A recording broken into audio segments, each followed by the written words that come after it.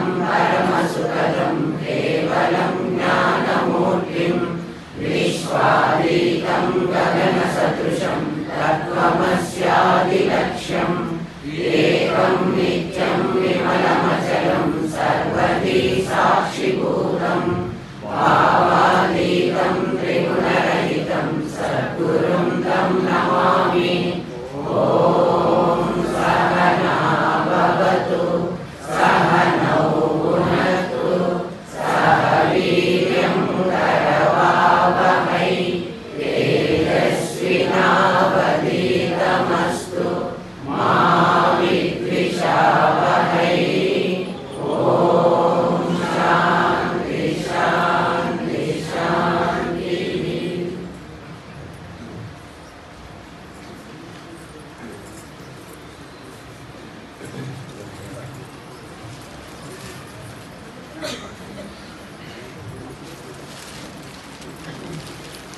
కొంచెం కష్టమైన పాఠం, ఎందుకంటే ఇంక నేను తేలికగా చెప్పలేను. రాను రాను మిమ్మల్ని లోపలికి దిగే కొద్దీ కొంచెం కష్టంగానే ఉంటుంది.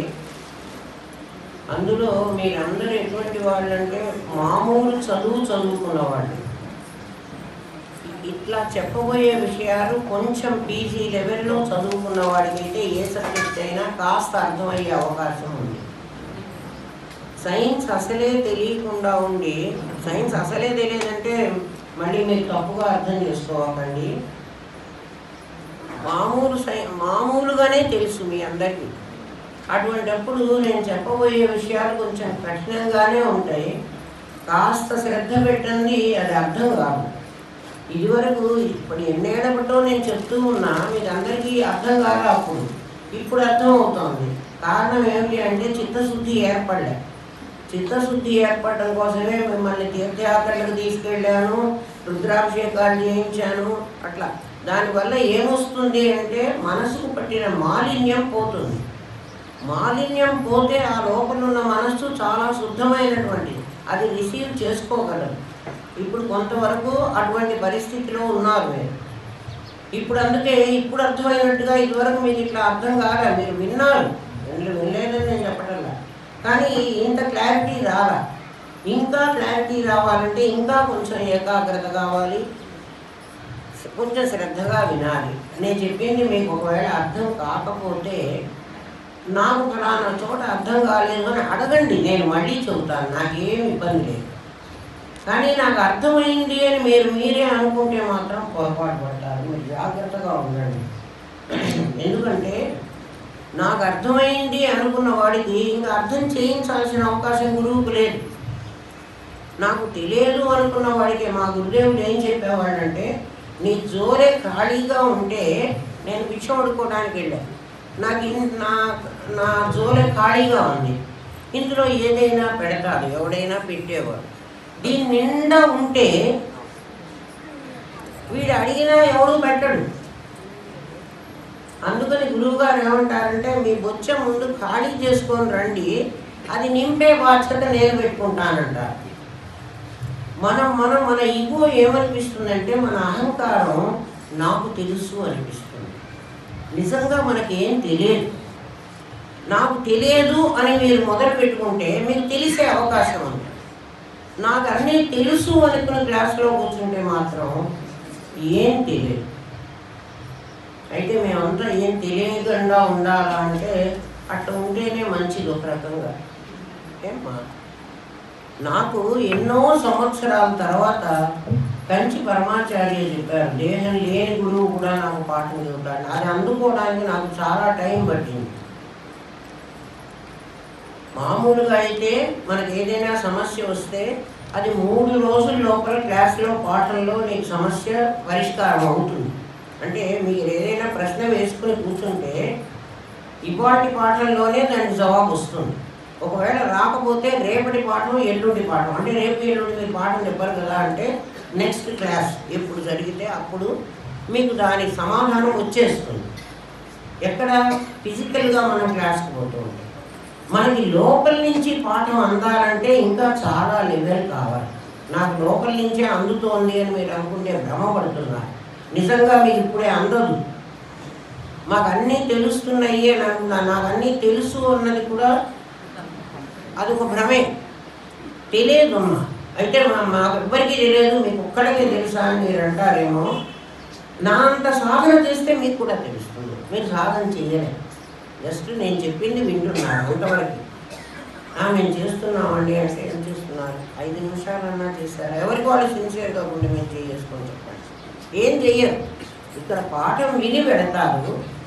దీని గురించి కాసేపు ఏ బస్సులో వెళ్ళేటప్పుడు ఏదో కనీసం అనుకుంటారు, మళ్ళీ ఇంకో పాఠం చెప్పుకుంటారేమో మీరు కదా. వినండి, మిమ్మల్ని కోపట్టలే, మీకు శ్రద్ధ పెరగడం కోసం చెప్పాను.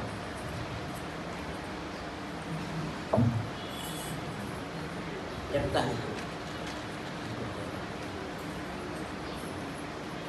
శాస్త్రం మనందరినీ ఏమందంటే జన్మనా జాయతే శూద్ర. మనం అందరము శూద్రులు అంట. ఇందులో బ్రాహ్మణుడు, క్షత్రియుడు, వైశ్యుడు, శూద్రుడు అనేటువంటి 4 తెగలు లేవు. ఇండియన్ గవర్నమెంట్ మన్ని నీ క్యాస్ట్ రాయమంటుంది.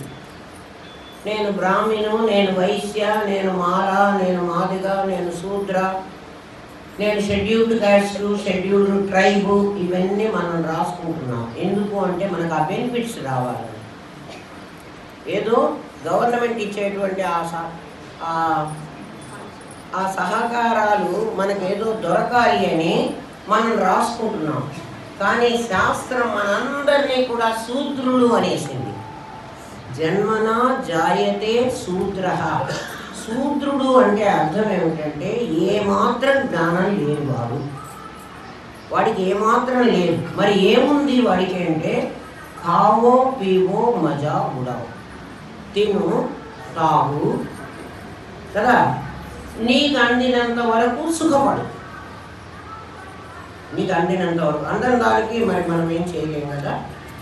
అందుకని జన్మనా జాయతే, మనందరం పుట్టుకతో శూద్రులం. అజ్ఞానం బాగా ఆవరించి ఉంది, ఆవరణ కూడా ఉంది.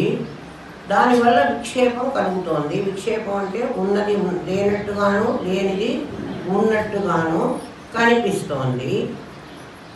అది ఉన్నది లేనట్టుగా, లేనిది ఉన్నట్టుగా ఎట్లా కనిపిస్తోంది అంటే, మనం ఒక స్టేషన్లో అవతల పట్టాల మీద రైలు వచ్చి ఆగి ఉంటుంది.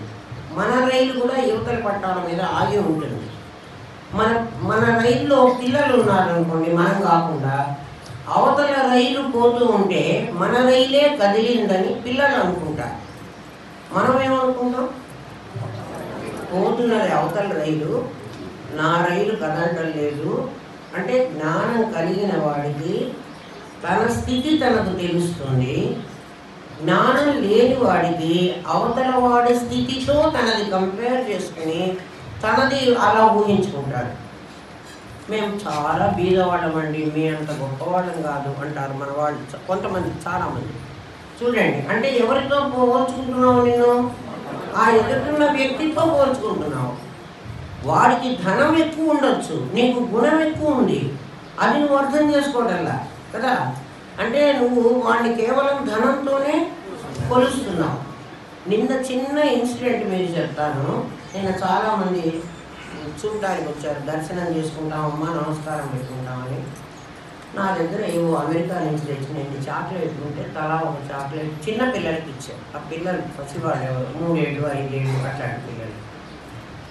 నా దగ్గరికి ఒక పిల్లవాడు వాళ్ళ అమ్మ నాన్న వాడు వచ్చారు, దండం పెట్టుకున్నారు. అమ్మ నాన్నకి ఏదో పండించాను, వీడికి ఒక చాక్లెట్ ఇచ్చారు. ఆ పిల్లవాడు వాడు తీసుకుని వెళ్ళిపోయాడు. 3 ఏళ్ల వాడే. తర్వాత కొంచెం సేపటికి వాడి అత్త మామ, ఆ అత్త కూతురు, ఆ పిల్లవాడికి అత్త మామ, మేనమామ, వాడికి ఒక కూతురు ఉంది, చిన్న పాప. ఆ పాపతో కూడా వీడు మళ్ళీ వచ్చాడు దండం పెట్టుకోవడానికి. ఆ పాప వాళ్ళు దండం పెట్టుకున్నారు. ఆ పాపకు కూడా ఓ చాక్లెట్ ఇచ్చి, నేను నాకు గమనించాను కదా వీడు చిన్నపిల్లవాడు అని వీడికి కూడా ఓ చాక్లెట్ ఇచ్చారు. మీకు అది అర్థం కావడం కోసం చెప్తున్నా. నేను కాక చాక్లెట్ ఇచ్చానని ఆమె చెప్తుంది, అట్లా అనుకోవాలండి. నేను ఇక్కడ అర్థం చేసుకునే విషయం చెప్తున్నాను. మీరు కూడా అట్లా ప్రపంచాన్ని చూస్తే మీకు కూడా తెలుస్తుంది. ఈ చిన్న పాపతో పాటు వాడికి కూడా ఇంకో చాక్లెట్ ఇచ్చారు కదా, వాడు తీసుకోవడానికి ఇష్టపడలేదు, రిసిప్ట్ చేస్తున్నాడు. పిల్లలు మామూలుగా చాక్లెట్ ఇవ్వగానే చేతికి లాక్కుంటారు, వాడు తీసుకోవటల్లా, చేయి వెనక్కి తీస్తున్నాడు. ఎందుకురా తీసుకో అని చెప్పారు. తీసుకో అంటే నేను తిన్నాను అన్నాడు. నాకు అర్థం కాలే. అంటే వాడు తిన్నాను అంటే వాడి ఇంట్లో వాడు చాక్లెట్ తిన్నాడేమో, వాడికి అవసరం లేదంటున్నాడు ఏదో అని. చివరికి ఏంటి అంటే వాడు ఇందాక వచ్చి చాక్లెట్ తీసుకున్నాడు, అది తిన్నాడు. ఇప్పుడు మళ్ళీ నేను చాక్లెట్ ఇవ్వకపోతే ఆ పిల్లవాడు ఇది తీసుకోకూడదు, ఇది ధర్మం కాదు. 3 ఏళ్ల పిల్లవాడు. ఆ చిన్న పిల్లవాడు నేను ఒరే నువ్వు తిన్నాను అని చెప్తున్నా అంటే నాకు ఇంతకు ముందే ఇచ్చారు, నేను తీసుకున్నాను, దానికోసం నేను ఇక్కడికి వచ్చాను, దానికోసం అంటే ఆ పాపతో కూడా వీడు వచ్చాడు మళ్ళీ అని సిన్సియారిటీకి ఇస్తున్నారా అని వాడికి అది చేతిలో పెట్టాడు. వాడికి ఆ పదం అర్థం కాలేదు. ఎందుకంటే 3 ఏళ్ల పిల్లవాడికి సిన్సియారిటీ అన్న పదం ఎట్లా తెలుస్తుంది? తెలియదు. వాడు ఆ పదం తెలియక వాడు వెనక్కి వెళ్ళి మళ్ళీ నా దగ్గరికి వచ్చి నేను ఇంతకుముందే చాక్లెట్ తీసుకున్నాను ఇదిగో అని నాకు ఆ చాక్లెట్ తిరిగి ఇచ్చేస్తున్నాడు. చిన్న పిల్లవాడు 3 ఏళ్ల వాడు, వాడికి ఇంతకుముందు నేను తీసుకున్నాను, ఇది సెకండ్ టైం నేను తీసుకోకూడదు, అది వాడు తినే పదార్థం, తీసుకోకూడదు అన్నటువంటి ధర్మాన్ని ఆ చిన్న జీవుడికి ఎవరు చెప్పారు చెప్పండి? వాడి సంస్కారం అది. నిన్న నేను చూసి ఆహా ఎంత గొప్ప సంస్కారం ఉంది జీవుడికి. పిల్లలు మామూలుగా చాక్లెట్ అంటే ఆశపడి తీసుకుంటారు. వాడికి మనం ఇచ్చిన బిస్కెట్ ప్యాకెట్ అయినా మళ్ళీ నాకు ఒక ముక్క ఇవ్వరా అంటే వాడు ఇవ్వడు. ఈ చిన్న పిల్లవాడు ఇబ్బంది చేశాడు. అంటే ఈ జీవుడి సంస్కారం ఇటువంటిదో చూడండి. వాడిలో ఉన్నది ధనం అక్కర్లేదు, ఎంత గొప్పతనమో. అంటే ఒకసారి నేను తీసుకున్న తర్వాత పొరపాటుగా వాడు మళ్ళీ నాకు ఇస్తున్నా నేను తీసుకోకూడదు. నాకు చాలా గ్రేట్ అనిపించాడు ఆ చిన్న పిల్లవాడు. అందుకని మనం ఎదుటి వాళ్ళతో కంపేర్ చేసుకుని వాళ్ళకంటే నేను తక్కువ వాడిని, వాళ్ళకంటే నేను గొప్పవాడిని కాదు. ప్రతి ఒక్కరూ కూడా పరమాత్మ స్వరూపమే శాస్త్రం దృష్టిలో. వాడి 6 గుణాల్లో ఒకటి ఎక్కువ ఉండొచ్చు, ఒకటి తక్కువ ఉండొచ్చు. అంతేగాని ఎవరితో నువ్వు పోల్చుకోక్కర్లేదు. ఎదుటిగా రైలు పోతూ ఉంటే నా రైలు పోతూ ఉంది అనుకునేవాడు అజ్ఞాని. నిజంగా నా రైలు పోతుందా వాడి రైలు పోతుందా అనుకునేవాడు తెలుసుకునేవాడు జ్ఞాని కదా. ఆ రైలు కదలటం లేదు, నా రైలు కదలటం లేదు, వాడి రైలే కదులుతోంది, ఎదుటి రైలు అని అనుకోవాలంటే నువ్వు స్టేషన్లో ఆ రైలును చూడకుండా ఇటువైపు చూడాలి. దాన్ని అంతర్ముఖం అంటారు. ఇటువైపు చూస్తే కదిలేది నీ రైలు కాదు అని స్పష్టంగా నీకు తెలుస్తుంది. అర్థమైందా? జన్మనా జాయతే శూద్ర. మనమందరము అజ్ఞానంలోనే పుట్టాము, మనమందరము శూద్రులము. చిన్న పిల్లల్ని మీరు గమనించండి. చిన్న పిల్లలంటే ఒక 6 నెలలు 7 నెలలు దాటిన తర్వాతే వాళ్ళకి వస్తువులను చూడటం తెలుస్తుంది. వాళ్ళు ఏ వస్తువు ఇచ్చినా దాన్ని లాక్కుంటారు. ఈ వస్తువు నాకు పనికి వస్తుందా, పనికి రాదా, ఇది ఉపయోగం అయ్యేదా కాదా వాళ్ళకి అక్కర్లే. ఆ ఎదురుగా కత్తి ఉంటే కత్తి కూడా లాక్కుంటారు. అది కోసుకుంటుందనే జ్ఞానం లేదు. అన్నీ లాక్కుని వాళ్ళకు ఉన్నటువంటి నోరు అనేటువంటి ఒక అవయవం ద్వారానే వాళ్ళు దాన్ని పసిగట్టగలరు. ఇది తినే వస్తువా, తినదా, పుల్లగా ఉందా, కారంగా ఉందా, ప్రతిదీ తీసి పిల్లలు ఇట్లా నోటికి పెట్టుకుంటారు. మీరు గమనించారో లేదు? అంటే ఏ వస్తువు అయినా తనకు అవసరమైనా తనకు కాకపోయినా అన్నిటినీ పోగు చేసుకోవాలి, అన్నీ తనకి తీసుకోవాలి. చిన్నపిల్లలు ఆడుకునేటువంటి బుట్టలో చూస్తే మనము అందులో ఉపయోగపడే వస్తువులు ఒక్కటి కూడా ఉండవు. చిన్న సీసా ముక్కలు, చిన్న గోళీకాయలు, విరిగినటువంటి ఏవైనా చెంచా ముక్కలు, అట్లాంటివి వాడి ఆట వస్తువులు పిల్లవాడి. అంటే బొమ్మలు కూడా ఉంటాయి, కానీ ఇలాంటి ఉపయోగమా నిరుపయోగమా అని తెలియనటువంటి వస్తువులన్నీ వాడు సేకరించుకుంటాడు. అలా పోగు చేసుకునేటువంటి మనస్తత్వం ఉన్నప్పుడు మనందరం వైశ్యుడు. వైశ్యుడి అర్థం ఏమిటంటే వాడికి అవసరం ఉన్నా వాడికి అవసరం లేకపోయినా అన్నీ పోగు చేస్తాడు, అన్నీ ఒక చోట పోగు చేస్తాడు. ఆ మనస్తత్వం వచ్చినప్పుడు శూద్ర స్థితి నుంచి మనం వైశ్య స్థితికి వచ్చాం. ఇప్పుడు మనం వైశ్యులమైనా ఉన్నా అవసరం లేకపోయినా ఈ వస్తువు ఎప్పుడైనా పనికొస్తుంది, ఏంటో దాచిపెట్టు, ఇది పనికొస్తుంది, ఎప్పుడు పనికొస్తుందో ఇప్పుడు మాత్రం మనకు తెలియదు. అట్లా తీసి దాచుకుంటున్న మనస్తత్వం ఉన్నంత వరకు మనం వైశ్యులం. అంతకుముందు ఈ ప్రపంచంలో ఏ వస్తువైనా ఏమున్నా లేకపోయినా మనకు అక్కర్లే, మనకు కావాల్సిన టైంకి తినడం, కావాల్సిన టైంకి తాగడం, నిద్రపోవడం. తినడం, తాగడం, నిద్రపోవడం. ఆహార, నిద్ర, భయ, మైథునం 4 పనులు చేస్తారు శూద్రుడు.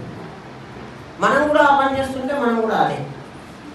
నెక్స్ట్ మనం పోగు చేసుకుంటున్నాం అనుకోండి, వస్తు సముదాయాన్ని పోగు చేసుకుంటున్నాం, అప్పుడు మన అందరం వైశ్యులు.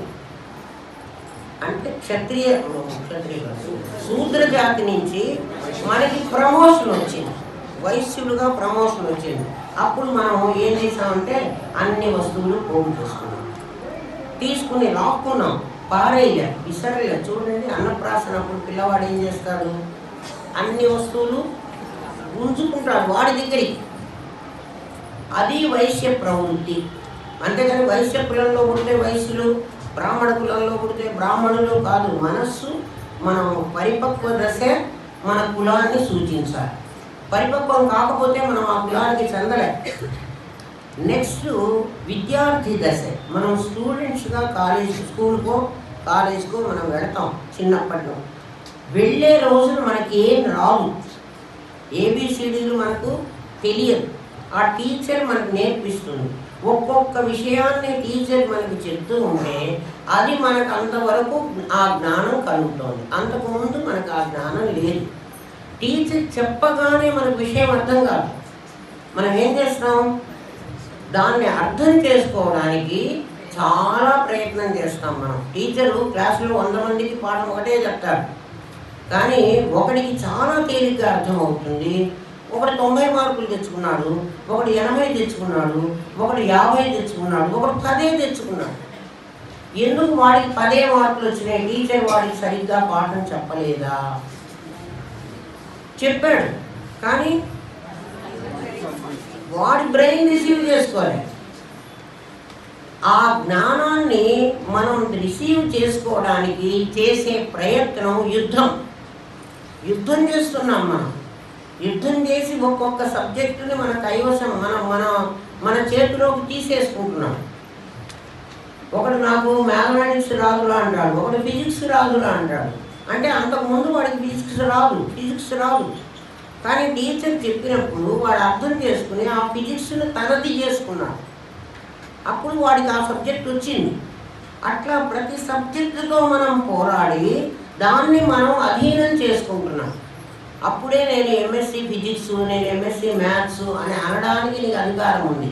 అంటే నువ్వేం చేసావు, ఆ సబ్జెక్టును నీ స్వాధీనం చేసుకున్నావు. స్వాధీనం అది అవ్వాలంటే దాంతో యుద్ధం చేయాలి. దాంతో చేసే యుద్ధమే మనం చదువుకోవడమో పోరాడడమో. ఎంత కృషి చేస్తున్నాం చూడండి, 10 సంవత్సరాలు కష్టపడితే 10th క్లాసులో ఒక చిన్న డిగ్రీ కూడా కాదు, దాన్ని మన ముఖాన పారేస్తారు ఆ స్కూల్ వాళ్ళు. ఇంకా 2 సంవత్సరాలు కష్టపడితే ఇంటర్ అని ఒక డిగ్రీ ఇస్తారు. ఆ తర్వాత ఇంకో 3 ఏళ్ళు కష్టపడితే ఒక డిగ్రీ ఇస్తారు. అదేం రాదు. డిగ్రీ వచ్చినంత మాత్రాన మనకేం వచ్చినట్టు కాదు. ఇది క్షత్రియ దశ. ప్రతి సబ్జెక్టుతో యుద్ధం చేయడం. అజ్ఞానం ఆవరించి ఉంది, సబ్జెక్ట్స్ అన్నీ అక్కడ ఉన్నాయి. ఆ అజ్ఞానం మన జ్ఞానంతో దాని మీదికి మనం ప్రవేశించి యుద్ధం చేసి దాన్ని మాత్రం మనం వశం చేసుకుంటున్నాం, ఒక్కొక్క సబ్జెక్ట్ని. అర్థమైందా? అప్పుడు మన స్థితి ఏమిటి? క్షత్రియులు. అంటే పోరాడి ఒకసారి గెలవటంలే మనం కూడా ఓడిపోతున్నాం. మనం ఓడిపోయినామంటే పరీక్ష ఫెయిల్ అయినా. బ్యాక్లాగ్స్ వచ్చాయి, 0 వచ్చింది, మళ్ళీ పోరాడతాం కదా. అట్లా పోరాడి 35% పోరాడి వీళ్ళు మార్కులు తెచ్చుకుంటే చాలే, ఇంకా చాలని వాళ్ళు దయదచ్చి మళ్ళీ 5 క్లాస్కి పంపించారు.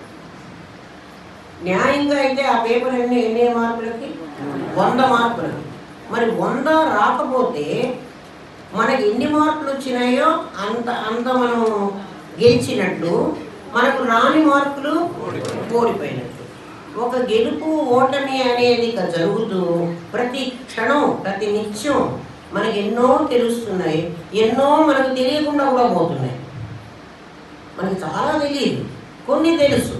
అట్లా మెల్లమెల్లగా యుద్ధం చేసి వాటన్నిటినీ మన కైవసం చేసుకున్న, కైవసం అంటే మన స్వాధీనం చేసుకుంటే మనం క్షత్రియులు. ఇప్పటికి మనకు కొంత చిత్తశుద్ధి ఏర్పడాలి, ఎందుకంటే కొంత విషయ పరిజ్ఞానం మనకు కలిగింది. వైశ్య దశ నుంచి మనం క్షత్రియ దశకి వెళ్ళాం. బ్రహ్మ క్షత్రియ వైశ్య సూత్ర కదా. ఇక 4వది చదువు అయిపోయింది. మనం సత్వాత్ సంజాయతే జ్ఞానం, సత్వగుణం పెరిగి ఈ కాలంలో మనం ఆ శూద్ర స్థితిలో ఉన్నప్పుడు తమో గుణం, అక్కడి నుంచి రజోగుణం, ఆ 2 గుణాలను దాటి మనం సాత్వికంగా సత్వంలో ప్రవేశించాం. ఏడా కొంచెమైనా చదువు రాదా? విద్యా విహీన పశువు, విద్య ఎవరికి రాదో వాడు పశువుతో సమానం, విద్య ఎవరికి వస్తుందో వాడు మనిషితో సమానం. ఎన్నున్నా కూడా విద్య లేకపోతే వాడు పశు సమాన, అంటే తమో గుణంలో పడి ఉంటాడు, వాడికి ఏం తెలియదు అన్నమాట. అలా కాకుండా సత్వగుణం అభివృద్ధి అవ్వడం వల్ల సత్వాత్ సంజాయతే జ్ఞానం. జ్ఞానం అనేది ఎప్పుడైతే మన దగ్గర బయలుదేరుతుందో ఆ రోజు నుంచి మనందరం బ్రాహ్మణులు. అంతకుముందు మనం జన్మనా జాయతే శూద్ర, బ్రాహ్మణులు కూడా పుట్టుకతో వాళ్ళు కూడా శూద్రులే. మెల్లగా వాళ్ళకి ఉపనయనం చేసి విద్యాభ్యాసం చేయించి అప్పటి నుంచి వాళ్ళని ద్విజులు అంటున్నారు. ఆ తర్వాత వాళ్ళు వేదం చదువుకుని వాళ్ళు విప్రులు అవుతున్నారు. చూడండి వీళ్ళలో ఎంత తేడా ఉందో. ఒకడు బ్రాహ్మణుడు, వాడు కులంతో జన్మనా కాదు, తర్వాత వాడు ఉపనయనం అయిపోయి వాడు ద్విజుడు అవ్వాలి. ద్విజ అంటే 2 జన్మలు. అంతకుముందు పుట్టుకతో 1 జన్మ, ఉపనయన అనంతరం ఉపనయన ఒక 3వ కన్ను తెరిపిస్తారు వాడికి, అంటే జ్ఞాననేత్రం తెరుచుకుంటుంది, జ్ఞానం కలుగుతుంది. అప్పుడు వాడు ద్విజుడు, 2వ జన్మ వాడికి. పళ్ళకి కూడా ద్విజ అని పేరు ఉంటుంది. పళ్ళు కూడా పాల పళ్ళు ఒకటి ఊడిపోయి తర్వాత మనకి మామూలు పళ్ళు వస్తాయి కదా, అందుకని వాటికి కూడా ద్విజ అనేది పళ్ళకు కూడా అంటారు. ద్విజ గంధి ద్వయోజ్వల అనే అమ్మవారికి పేరు. ద్విజ అంటే బ్రాహ్మణుడు, అంటే 2 జన్మలు కలవాడు అని. ఇప్పుడు మనకు 3 జన్మలు అయిపోయినాయి, 4వ జన్మకు వచ్చాం మనం. అంటే జ్ఞానం కలుగుతుంది కదా. ఇప్పుడు మీకు అందరికీ అర్థమవుతుందా అవడం లేదా? అందుకని ఎవరన్నా మీరు వైశ్యులో మీరు శూద్రులో అని అంటే మేము కాదు, మేము బ్రాహ్మణులు అని చెప్పేసేయండి. ఎందుకంటే మీకు జ్ఞానం కలుగుతోంది. కలుగుతోందా కలగలేదా అండి అంటే మీకు మీరే ఆలోచించుకోండి. జ్ఞానం ఎక్కడి నుంచి పుడుతోందో మీకు లలితా సహస్రనామంలో తెలుసు. ఎక్కడి నుంచి పుడుతోంది? చిదగ్నికుండ సంభూత దేవకార్య సముద్యత. దేవకార్యం తనని తాను తెలుసుకోవడం, అది దేవతల పని. నిన్ను నువ్వు తెలుసుకోవాలి. నువ్వు తెలుసుకోవాలంటే నీకు ఒక జ్ఞానం కలగాలి. జ్ఞానం కలగాలంటే జన్మ చేత నువ్వు శూద్రుడివి, నీకు జ్ఞానం కలగదు. అంటే శూద్రులకు జ్ఞానం కలగదని నేను చెప్పట్లేదమ్మా, అట్లా పొరపాటుగా అర్థం చేసుకోవాలి. ఈ గుణాలను దాటి నువ్వు సత్వంలో ప్రవేశించగలిగితే సత్వాత్ సంజాయతే జ్ఞానం. కాబట్టి నీకు చిదగ్నికుండ సంభూత, టీచర్ పాఠం చెప్తున్నప్పుడే నీ లోపల ఒక ఫ్లాష్ లాగా వెలుగుతుంది చూడండి. నీకు అది అర్థం అవుతోంది. నీకు ఇది ఇప్పుడే అర్థం కావాలి. ఇప్పుడు అర్థం కాకుండా నేను ఇంటికి వెళ్ళాక నాకు అర్థమైందండి అంటే అది తప్పు. అట్లా అర్థం కాదు. ప్రబోధ సమయే ఎప్పుడెప్పుడు చెప్తున్నాడో ఆ పాయింట్ నీకు అప్పుడప్పుడు అర్థమైపోవాలి. అది అర్థమైందంటే నువ్వు మళ్ళీ పుస్తకం చదువుకోకర్లేదు, నీకు అది తెలిసిపోతుంది. ఇప్పుడు తెలిసి నేను మళ్ళీ ఇంటికి పోయి మర్చిపోతానండి అంటే అది నీకు అర్థం కాదు. అర్థమైతే మర్చిపోము. ఎందుకంటే ఇది ప్రకాశం, అది విమర్శ. టీచర్స్ ఒక భాషని ఆధారంగా చేసుకుని వాడు చెప్పాలి, శబ్దాన్ని ఆధారంగా చేసుకుని వాడు చెప్పాలి, అర్థం నీలో స్ఫురించాలి. నేను చెప్తున్న పదానికి అర్థం నీ దగ్గర స్ఫురించాలి. ఆ స్ఫురించినటువంటి ఆ స్ఫురణ ఏదైతే ఉందో అది నీ దగ్గర జరగాలి. ఒక్కసారి నీ దగ్గర జరిగింది అంటే నీకు అర్థమైంది అని. లేదమ్మా మీరు నాకు అవతల కూడా చెప్తారు, నాకు అర్థమవుతూ ఉంటుంది, నేను ఇంటికి వెళ్ళాక అర్థం చేసుకుంటాను అంటే తప్పమ్మా. ఇంటికి వెళ్ళాక నీకు అర్థం కాదు. ఇంటికి వెళ్ళాక ఏమర్థం అవుతుందంటే ఇదే విషయాన్ని ఇంకో పుస్తకంలో నువ్వు చదవగలిగినప్పుడు ఇక్కడ విన్నావు కాబట్టి అక్కడ నీకు అర్థమైతే ఓహో అది ఇది ఒకటి అని నీ బుద్ధి కంపేర్ చేస్తే అప్పుడు నీకు అక్కడ కూడా తెలుస్తుంది. కానీ తెలియవలసింది ఏదైనా ఇక్కడే తెలియాలి, ఇంకో చోట తెలియదు. అందుకనే ఏం చెప్తారంటే ఇప్పుడు లెక్చరర్లు, కాలేజీలు, యూనివర్సిటీలు ఇవన్నీ ఎందుకున్నాయి మనకి? వాడు ఎదురుగా చెప్తున్నప్పుడు మాత్రమే నీకు అది అర్థమవుతుంది. లేకపోతే ఎక్కడో యూట్యూబ్లో ఉంటే అర్థం కాదు. వీడు చెప్తున్నప్పుడే వినాలి. ఎందుకంటే ఆ చెప్తున్నవాడు చైతన్య స్వరూపుడు, ఆ వింటున్నవాడు కూడా చైతన్య స్వరూపుడే. ఒక చైతన్యం మరో చైతన్యంతో కలవడం అనేది రెండు చైతన్యాలు ఉండవు, అవి రెండు కలిసి ఒకటే. అది అర్థం అవ్వడం అంటే. అంతేగాని నాకు ఎప్పుడో అర్థం అవుతుంది రండి ఇప్పుడు మీరు పాఠం చెప్పండి అంటే ఎప్పుడో అర్థం కాదు, ఇప్పుడే అర్థం కావాలి.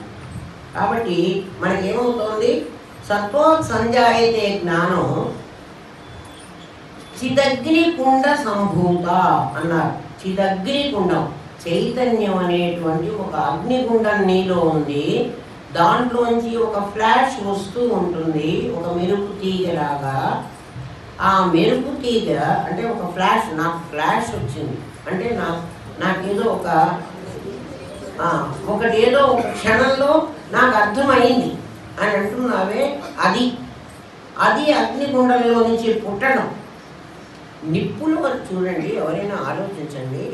ఒక వస్తువులో నుంచి ఇంకో వస్తువు, బంగారం ముద్ద ఉంది, దాంట్లోంచి గొలుసు వస్తుంది, దాంట్లోంచి గాజులు వస్తాయి, దాంట్లోంచి కమ్మలు వస్తాయి. కానీ నిప్పులో నుంచి ఏమొస్తుందరా? ఏదన్నా నిప్పులో పడితే అది ఏమైపోతుంది? బూడిదైపోతుంది, దాని రూపమే పోతుంది. నిప్పులో నుంచి ఎవరైనా పుట్టారు అంటే వాడు బూడిదైపోవాలి. ఆకారం ధరించిన ఎవడైనా నిప్పులో పడితే బూడిదైపోతాడు. అంటే నిప్పు దాన్ని అన్నిటినీ స్వీకరించగలదు. అటువంటి నిప్పులో నుంచి ఒకటి పుట్టింది అంటే కేవలం జ్ఞానం తప్ప ఇంకేది నిప్పులోంచి పుట్టలేదు. జ్ఞానం ఒక్కటే పుట్టగలదు. అంటే పుట్టిందా? అది పుట్టలే. నీ లోపల ఉన్న చైతన్యం అనే అగ్నిగుండంలో నీ దగ్గర ఒక పెద్ద నిప్పు ఉంది. అందులో నుంచి ఒక్క చింగారి, ఒక్క మెరుపు బయటికి అలా వచ్చింది. అంటే అప్పటి వరకు పొటెన్షియల్ ఫామ్లో ఉన్న నీ జ్ఞానం కైనెటిక్ అయింది. కైనెటిక్ అయితేనే నీకు కనిపిస్తుంది, లేకపోతే కనిపించదు. ఆ చిదగ్ని కుండంలో నుంచి, అగ్నిలో నుంచి ఉద్భవించింది కేవలం జ్ఞానం.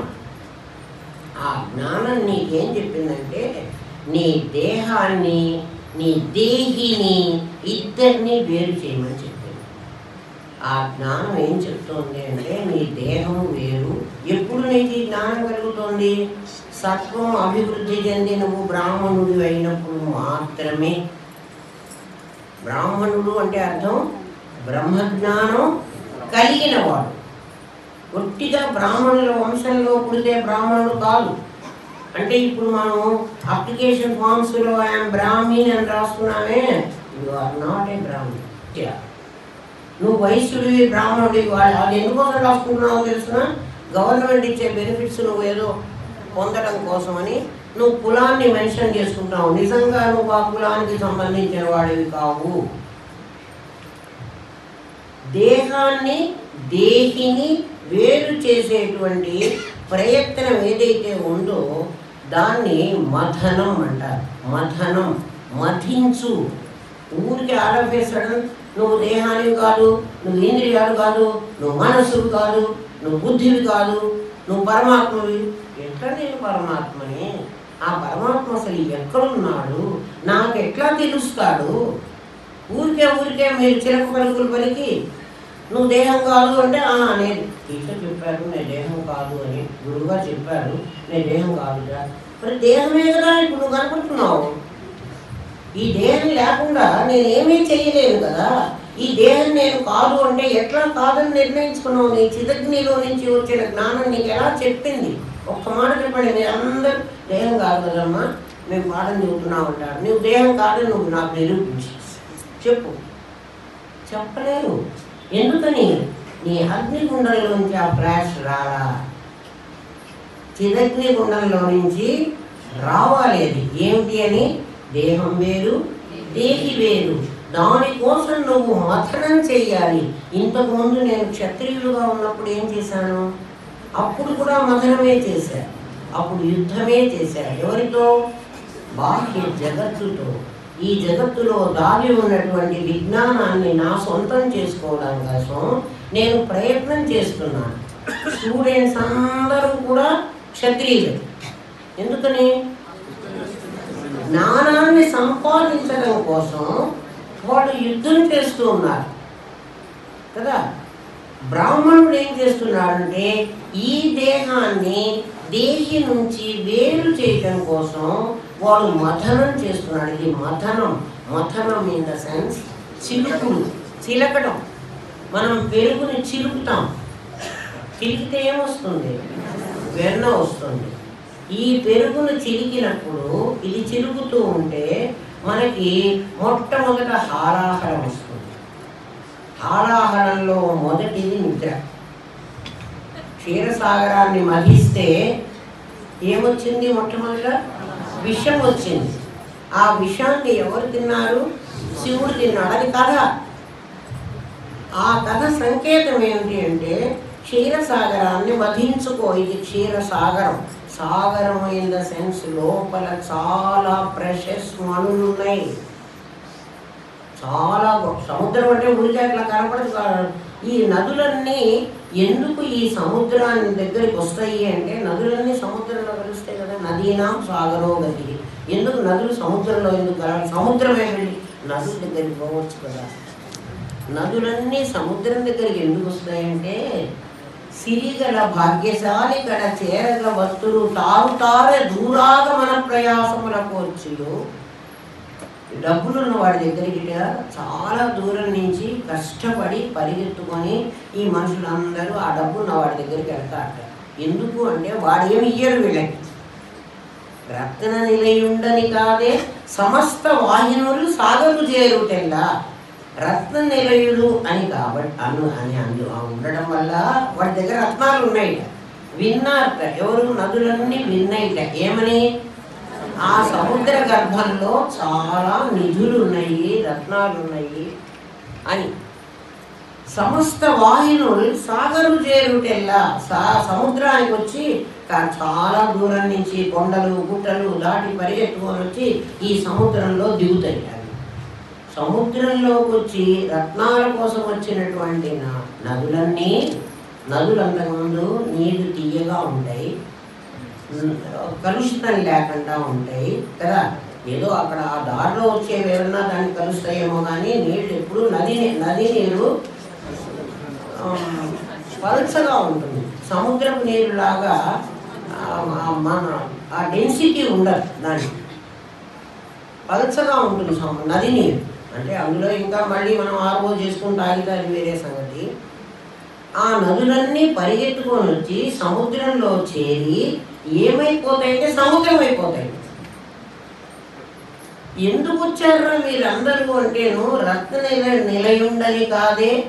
రత్న నిలయుడు అని వాళ్ళందరూ వచ్చి సముద్రంలో చేరిపోయినట్ట. సాగరు చేరుటెల్లా అని భాస్కర శతకంలో చెప్తాడు. అట్లా ఇవన్నీ కూడా లోపల ఉన్నటువంటి ఆ అగ్నిని ప్రజ్వలింపచేస్తే అందులో నుంచి జ్ఞానం అనేది ఒకటి పుడితే ఆ జ్ఞానంతో జ్ఞానం పుట్టింది.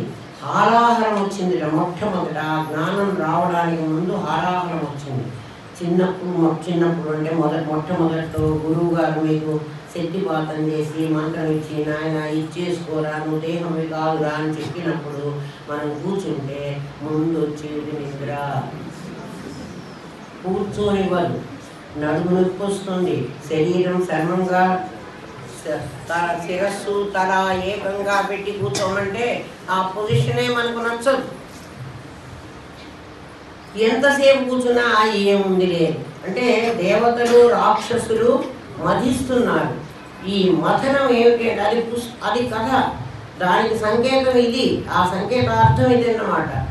నీకు ఏం చేసుకుంటావులే ధ్యానం అవన్నీ ఏం చేయలేదులే అని ఒకటి చెప్తుంది, అయ్యో చేసుకోకపోతే మనకి ఎట్లా అనేటువంటి ఇంకోటి చెప్తుంది. ఇది దేవతలకి రాక్షసులకు జరిగేటువంటి పోరాటం. ఈ పోరాటంలో ఇదివరకే మనం ఇంద్రుడి కథ చెప్పుకున్నాం. యముడు కాదు, వాయువు అగ్ని వెళ్ళి కనుక్కోలేక వెనక్కి తిరిగి వచ్చేసారు. అంటే మన శరీరము, మన ఇంద్రియాలు, మన కర్మేంద్రియాలు, మన జ్ఞానేంద్రియాలు, మన ప్రాణము ఏం చెయ్యలేవు. దేన్ని ఆ అగ్నికుండంలో నుంచి ఆ జ్ఞానాగ్నిని ప్రజ్వలింపచేసుకుని దేహాన్ని దేహిని వేరు చేయాలి. అలా చేయడానికి చేసుకుంటున్న ప్రయత్నం దీన్నే యజ్ఞం అంటారు. దీన్ని బ్రాహ్మణుడే చేయగలరు, బ్రాహ్మణులే యజ్ఞం చేస్తారనడానికి అర్థం ఇది. నువ్వు బ్రాహ్మణుడు అయితే నువ్వు కూడా యజ్ఞం చేయొచ్చు. ఏ యజ్ఞం చేస్తావు? ఇప్పుడు ఈ జ్ఞాన యజ్ఞం. ఈ యజ్ఞంలో నువ్వు దేహాన్ని, నీ ఇంద్రియాలని అన్నిటినీ కూడా ఆ జ్ఞానకుండంలో లయం చెయ్యాలి.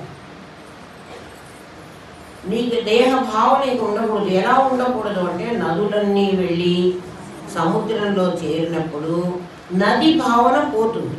ఇది కృష్ణ నీరు, ఇది గోదావరి నీరు, ఇది తుంగభద్ర నీరు, ఇది కావేరీ నీరు అని నాకు సముద్రంలో నుంచి నీరు తీసి మీరు చూపించండి. చూపెట్టలేదు. ఏమైపోయింది? అంతా సముద్రం అయిపోయింది. ఇప్పుడు నీకు ఇవి నా కళ్ళు, ఇవి నా చెవులు, ఇవి నా కాళ్ళు, ఇది నా చేతులు అంటే ఇంద్రియ జ్ఞానం అంతా ఉంది కదా. నీ చిదగ్ని కుండల్లో గనక ఈ ఇంద్రియ భావాన్ని వేల్చగలిగితే, యజ్ఞం చెయ్యగలిగితే అది యజ్ఞం. అర్థమవుతోంది కదా. ఈ ఇంద్రియ జ్ఞానం ఏమైపోతుంది? చిదగ్ని కుండంలో పడి భస్మం అయిపోయి అగ్నిగుండమే అవుతుంది. ఏమవుతుంది? అగ్ని ఇక్కడ ఉంది. అగ్ని అంటే నిప్ప కాదు, చిదగ్ని, జ్ఞానాగ్ని నీ దగ్గర ఉంది. ఆ మండుతున్నటువంటి ఆ అగ్నిలో, మండుతున్న అగ్ని అని మేము ఉంటే మాట అంటాం కానీ నిజంగా మంట కాదన్నమాట.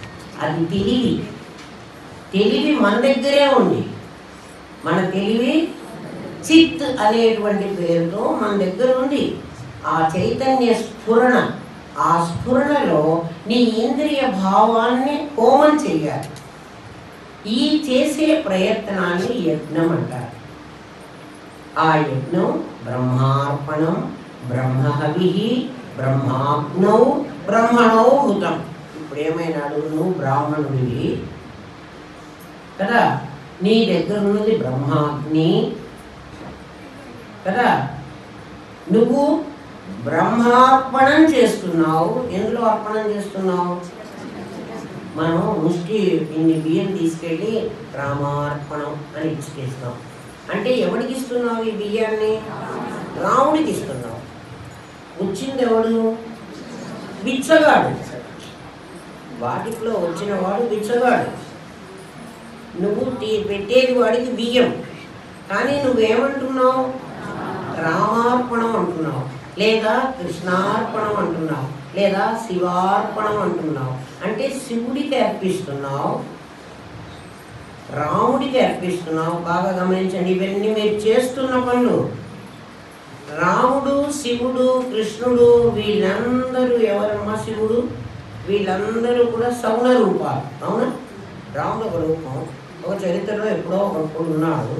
కృష్ణుడు ఒక రూపం, సగుణ రూపం. నువ్వు సగుణ రూపానికి సగుణమైన బియ్యాన్ని ఇస్తున్నావు.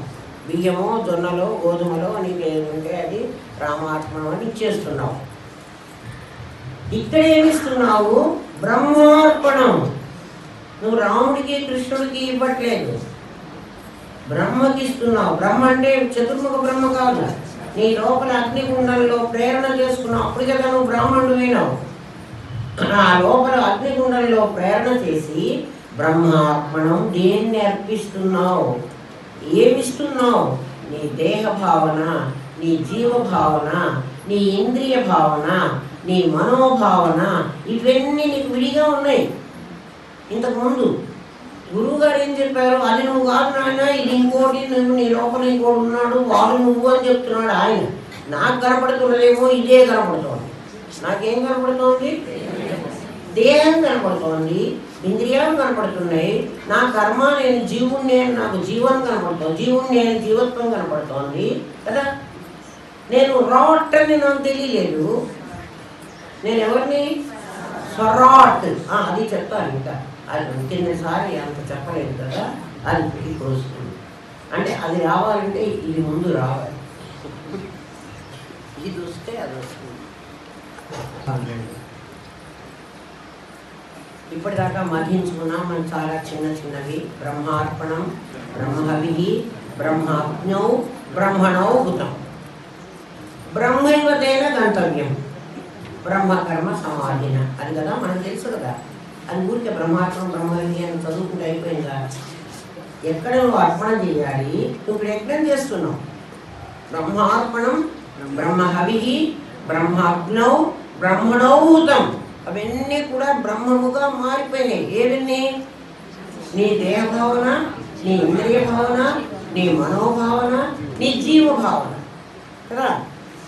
అప్పుడు నేను మనిషిని అన్నటువంటి భావం ఇంకా నీకు లేదు. నువ్వు ఇప్పుడు ఏమిటి? బ్రాహ్మణుడివి, బ్రహ్మవైనం. ఇప్పుడు నిన్నేమనాలి? అహం బ్రహ్మాస్మి, నేను బ్రహ్మను అయ్యున్నాను. ఎప్పుడైనాను? ఈ యజ్ఞం చేసి, ఈ యజ్ఞంలో నాకున్నటువంటి ఈ దేహ భావనంతా నేను దాంట్లో హోమం చేస్తే, ఇక్కడ హోమం అంటున్నాం, అక్కడేమో నదులన్నీ వచ్చి సముద్రంలో కలవగానే అవి సముద్రమే అయిపోతాయి. నది సముద్రమే ఎందుకయింది? ఎప్పుడైనా ప్రశ్న వేసుకున్నారా? వేసుకోలేదు. నది ఒకప్పుడు సముద్రంలో నుంచే వచ్చింది, అది మళ్ళీ సముద్రమే అవుతుంది. దేంట్లో నుంచి వచ్చిందో మళ్ళీ అదే దాంట్లోకే వెళ్ళిపోవాలి. నదీ జలం సూర్యరశ్మికి ఆవిరై మేఘమై ఎక్కడికో ప్రయాణం చేసి అక్కడ వర్షించి, అది 3వ క్లాస్ పాఠం, అది ఇప్పుడు చెప్పక్కర్లే మనం. అక్కడి నుంచి మళ్ళీ ఆ జలమంతా సముద్రానికి వచ్చి చేరుకుంది. అంటే దాని స్వస్థానం సమాగచ్చే, మళ్ళీ తన మొదటి చోటికి అది వచ్చేసింది, అందులో లయమైపోయింది కదా. నది సముద్రంలో కలిసిపోయింది. ఇది నీకు సాధన. ఈ సాధనలో నీ రాక్షసులందరూ నీకు సహాయం చేయాలి. ఎవరు రాక్షసులు? నీ ఇంద్రియాలన్నీ రాక్షసులే. నీ దగ్గర ఆసురీ సంపద, దైవీ సంపద అని 2 ఉన్నాయని చెప్పుకున్నావు. ఆసురీ సంపద అంతా నీ రాక్షసులు. వాళ్ళెవరు అంటే కిందటి పాఠంలో నీకు మనస్సు, అహంకారం అనే రెండిట్లో ప్రతిబింబించినటువంటి పరమాత్మ యొక్క చైతన్య ప్రతిబింబం, అది రాక్షసులు. బుద్ధి ఎందు ప్రతిబింబించిన, అంటే శుద్ధమాయ ఎందు ప్రతిబింబించిన పరమాత్మ చైతన్యం దైవ సంపద. ఆ దైవీ సంపద, ఈ ఆసురీ సంపద ఇద్దరు కలిసి క్షీరసాగరాన్ని మధించారు. ఆ మధించిన తర్వాత అందులో నుంచి ఉద్భవించింది ముందు హలాహలం, మనకు ఆటంకాలన్నీ హలాహలం. చివరికి అహం బ్రహ్మాస్మి, బ్రహ్మకర్మ సమాధిన అనేటువంటి నేను బ్రహ్మమును, అహం బ్రహ్మాస్మి అన్నటువంటిది ఆ స్ఫురణ నాకు ఏ క్షణం కలిగిందో అప్పుడు నా ఇంద్రియ జ్ఞానము, నా జీవస్థితి, నా జీవభావన అన్నీ బ్రహ్మమైపోయినాయి. ఆ స్థితి నీకు ఇక్కడే తెలియాలి. నీకు ఇక్కడే అంటే ఈ క్లాసులో కూర్చున్నాగా కాదు, నువ్వు ఈ యజ్ఞం చేస్తున్నప్పుడే నీకు ఈ అనుభవం కలగాలి. అది ఎవరో చెప్తే కాదు, నీకు వచ్చిందని నేను చెప్పకూడదు, నువ్వే నాకు చెప్పాలి. ఇంతవరకు ఒక చాప్టర్ ఇంతవరకు అర్థమైంది మీకు. ఎందుకంటే అది చాలా చిన్నది కదా. నేను బ్రాహ్మణుని, నేను శూద్రుణ్ణి, నేను వైశ్యుణ్ణి, నేను క్షత్రియుణ్ణి, నేను ఇప్పుడు బ్రాహ్మణుని అయినాను. బ్రాహ్మణుని అయిన తర్వాత నేను యజ్ఞం చేశాను. యజ్ఞం చేశాక నాకు బ్రహ్మము నేనేనని నా లోపల ఉన్న అగ్నిగుణం అంటే సముద్రంలో నది చేరి నది ఇండివిజువాలిటీ కోల్పోయి అది నేను సముద్రాన్నే అని ఎలా అనుకుందో నేను కూడా నా దేహభావాన్ని కోల్పోయి నేను పరమాత్మని అని అనుకున్నాను. ఏమా ఇది ఒక చాప్టర్, ఇది పక్కకు పెట్టుకోండి. అంటే ఒక పారాగ్రాఫ్ అయిపోయింది మనకు. ఇంకొక పారాగ్రాఫ్ సజాతీయ విజాతీయ స్వగత భేదరహిత అని గురువుగారిని అంటున్నాం. గురువుగారు అట్లా సజాతీయ విజాతీయ స్వగత భేదరహితులైనప్పుడు మనం కూడా అదే కావాలి కదా. అసలు సజాతీయము విజాతీయము ప్రపంచంలో అన్ని వస్తువులకు సజాతీయ విజాతీయ స్వగత భేదాలు ఉంటాయి. నీ చేత చూడబడే వస్తువులన్నింటికి ఈ భేదాలు ఉంటాయి. ఏమిటి ఈ భేదం అంటే, చెట్లు ఉన్నాయి అనుకోండి, అన్ని చెట్లు ఒకే జాతి అని అనుకున్నాం. అంటే ఉద్భిజ్యాలన్నీ ఒక జాతి అనుకుంటాం మనం. అంటే చెట్లన్నీ ఒకే జాతి. ఎందుకంటే అవి భూమిలో నుంచి పుడతాయి, విత్తనంలో నుంచి ఆ కాండము, ఆకులు, కొమ్మలు, తీగలు, రెమ్మలు అన్నీ వచ్చి తర్వాత అన్నీ గాలి వీస్తాయి, అన్నీ ఆక్సిజన్ తీసుకుని మనకి కార్బన్ డైఆక్సైడ్ తీసుకుని ఆక్సిజన్ ఇస్తాయి. అవి కూడా శ్వాసిస్తాయి రాత్రి కూడా. అది వేరే సంగతి, సైన్స్ వాళ్ళు చెప్పాలి ఆ మాట, బాటనీ వాళ్ళు. అలాంటి చెట్లన్నీ ఉంటే ఈ చెట్లన్నీ ఒక జాతి అని మనం అనేస్తామా? అవి ఒప్పుకోవుట. ఎందుకంటే మాకు సజాతి భేదం ఉంది అని అంటాయి చెట్టు. సజాతి భేదం అంటే మామిడి చెట్టు వేప చెట్టు కాదు, వేప చెట్టు మర్రి చెట్టు కాదు, మర్రి చెట్టు చింత చెట్టు కాదు, చింత చెట్టు ఉసిరి చెట్టు కాదు కదా. అవన్నీ ఏమన్నాయి? వాటిల్లో వాటికి మళ్ళీ భేదం ఉంది కదా. మనం కూడా మనుషులం అనుకున్నాం, మనమంతా ఒకే జాతి అని అంటాం. మానవ జాతి మంది కాదు కాదు. ఇందులో మేము బ్రాహ్మణులం, మేము వైశ్యులం, మేము శూద్రులం, మేము క్షత్రియులం, మేము ధనవంతులం, మేము పేదవాళ్ళం, నేను తెలివి తక్కువ వాడిని, వాడు గుడ్డివాడు, వీడు కుంటివాడు, వీడు మూగవాడు, వీడు చెవిటివాడు. ఎన్ని భేదాలు ఉన్నాయి ప్రపంచంలో. అన్ని వస్తువులకి ఈ భేదం ఉంటుంది. మీరు చెట్లను చెప్తే అర్థం అవుతుందని చెప్తున్నా. సజాతి భేదం ఉంది వాటికి. ఒక్క బ్రహ్మగే లేదు. సజాతీయ విజాతీయ స్వగత భేద రహితుడు వాడు, భేద రహితుడు. మనం అందరం భేదం ఉన్నవాళ్ళం, వాడికి భేదం లేదు. ఆ చెట్లు అందులో రకరకాలు, ఇది జామ చెట్టు, ఇది మామిడి చెట్టు, అది చింత చెట్టు, ఇట్లా విభేదాలు ఉన్నాయి ఆ చెట్లలో. అట్లా మనుష్యుల్లో కూడా అన్నిట్లో కూడా సజాతి భేదం ఉంది మనకు. విజాతి భేదం కూడా ఉంది. విజాతి భేదం అంటే చెట్టుకు రాయి విజాతి కదా, చెట్టుకు పక్షి విజాతి. విజాతి అంటే దాని జాతి కాదు, వేరే జాతి. విజాతి భేదం ఉంది దానికి, సజాతి భేదం ఉంది. దానిలో దానికి భేదం ఉంది, దానికన్నా ఇంకొక జాతి ఉంది. మనకన్నా ఇంకొక జాతి. పశువులు మన మానవ జాతి కాదు కదా.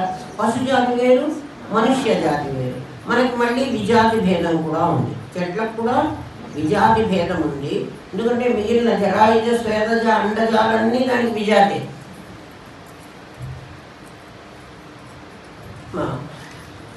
అది కాక స్వగత భేదం కూడా ఉంది. ప్రపంచంలో ఉన్న అన్ని వస్తువులకు ఈ భేదాలు ఉంటాయి. స్వగత భేదము అంటే మనం మనుష్యులము అంటున్నాం కదా, మనలోనే ఇంద్రియాలు, కళ్ళు వేరు, చెవి వేరు. కళ్ళు చేసే పని చెవి చేయదు, చెవి చేసే పని నోరు చేయదు, నోరు చేసే పని ముక్కు చేయదు, ముక్కు చేసే పని చర్మం చేయదు. ఇదంతా మనిషి అంటాం కానీ దీంట్లో మళ్ళీ వేరే స్వగత భేదం ఉంది. అలాగే చెట్లలో కూడా చూడండి, దాని కాండం చేసే పని ఆకు చేయదు, ఆకు చేసే పని కాడ చేయదు, కాడ చేసే పని కొమ్మ చేయదు, కొమ్మ చేసే పని రెమ్మ చేయదు, అది చేసే పని మొగ్గ చేయదు, మొగ్గ చేసే పని కాయ చేయదు కదా. అన్నీ వేరు. ఇవన్నీ కలిసి ఒక చెట్టు అంటున్నాం, ఇవన్నీ కలిసి ఒక మనిషి అంటున్నాం. బాగా గమనించండి. మనకి సజాతి భేదం ఉంది, విజాతి భేదం ఉంది, స్వగత భేదం ఉంది. ఇప్పుడు నేను ఈ చాప్టర్ అర్థమైంది, ఈ పారాగ్రాఫ్ అర్థమైంది. కిందటి పారాగ్రాఫ్లో మనం ఏం చెప్పుకున్నామంటే నేను బ్రహ్మార్పణం బ్రహ్మహవి బ్రహ్మాగ్నౌ బ్రహ్మణోహుతం బ్రహ్మైవ తేన గంతవ్యం బ్రహ్మకర్మ సమాధిన, అది కదా చెప్పుకున్నాం. నేను బ్రహ్మను, నా ఇంద్రియాలన్నీ బ్రహ్మమైనవి, అవి విడిగా నాకు కనపడుతున్నా, స్వగత పేదలు నాకు కనపడుతున్నా, అవన్నీ కూడా బ్రహ్మంలోనే నాలో చిదగ్నిగుండం బయలుదేరింది. ఆ బయలుదేరింది అంటే స్టార్ట్ అయింది, ఇంకెక్కడికో పోతుంది అనుకోకుండా. నాకు భాష ఇంకా లేదు, మాట్లాడడానికి అంతకంటే చెప్పడానికి వీలు లేదు. అందుకని మీకు ప్రతిపెట్టగా కాషన్ ఇస్తున్నా. చిదగ్నిగుండం నాలో అగ్నిగుండం ఉంది. ఆ నిప్పులు రౌలుకుంటే కానీ నేను వేసే ఆహుతులు దాంట్లో భస్మం కావు. అగ్ని మీరందరిలో ఉంది. స్వరాటు మీ దగ్గర ఉన్నాడు, వాడి గురించి చెప్తాను ఇప్పుడు. ఆ స్వరాటు ఇప్పుడే ఆగున్నాడండి.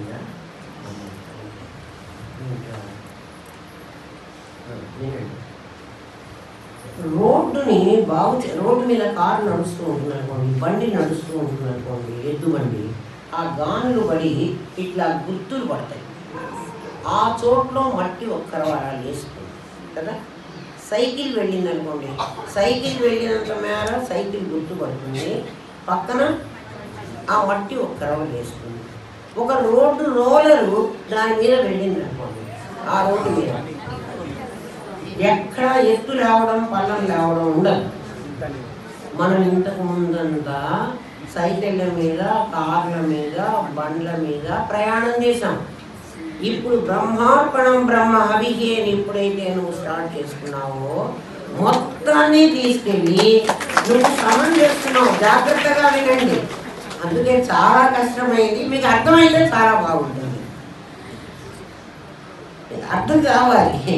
ఇప్పుడు రోడ్డు రోలర్ పెట్టి మనం రోడ్డుని నడిపిస్తున్నాం. అది మిట్ట పల్లాలను ఎలా సమం చేసిందో నువ్వు సాధనలో, నువ్వు యజ్ఞం చేస్తున్నావు, సాధనలో ఈ సజాతి విజాతి స్వగత అన్న 3 భేదాలను పోగొట్టాలి. ఎట్లా పోగొట్టగలవు చెప్పండి? నా దగ్గర స్వగత భేదం ఉంది. స్వగత భేదం అంటే ఏంటి? నా కళ్ళు వేరు, నా చెవులు వేరు, నా ఇంద్రియాలన్నీ వేరు కదమ్మా. 5 జ్ఞానేంద్రియాలు వేరు, 5 కర్మేంద్రియాలు వేరు, ఇవి చేసే పనులు వేరు. కానీ ఇవన్నీ కూడా నేను ఎప్పుడైతే అగ్నికి ఆహుతి చేశానో, అగ్నికి ఆహుతి అంటే జమ్ము చెట్టు కాదు, జ్ఞానాగ్నిలో దగ్ధం చేశాను. నేను యజ్ఞం చేశాను కూర్చొని, నేను బ్రాహ్మణుణ్ణి అయినాను. బ్రాహ్మణుడై ఏం చేశాను?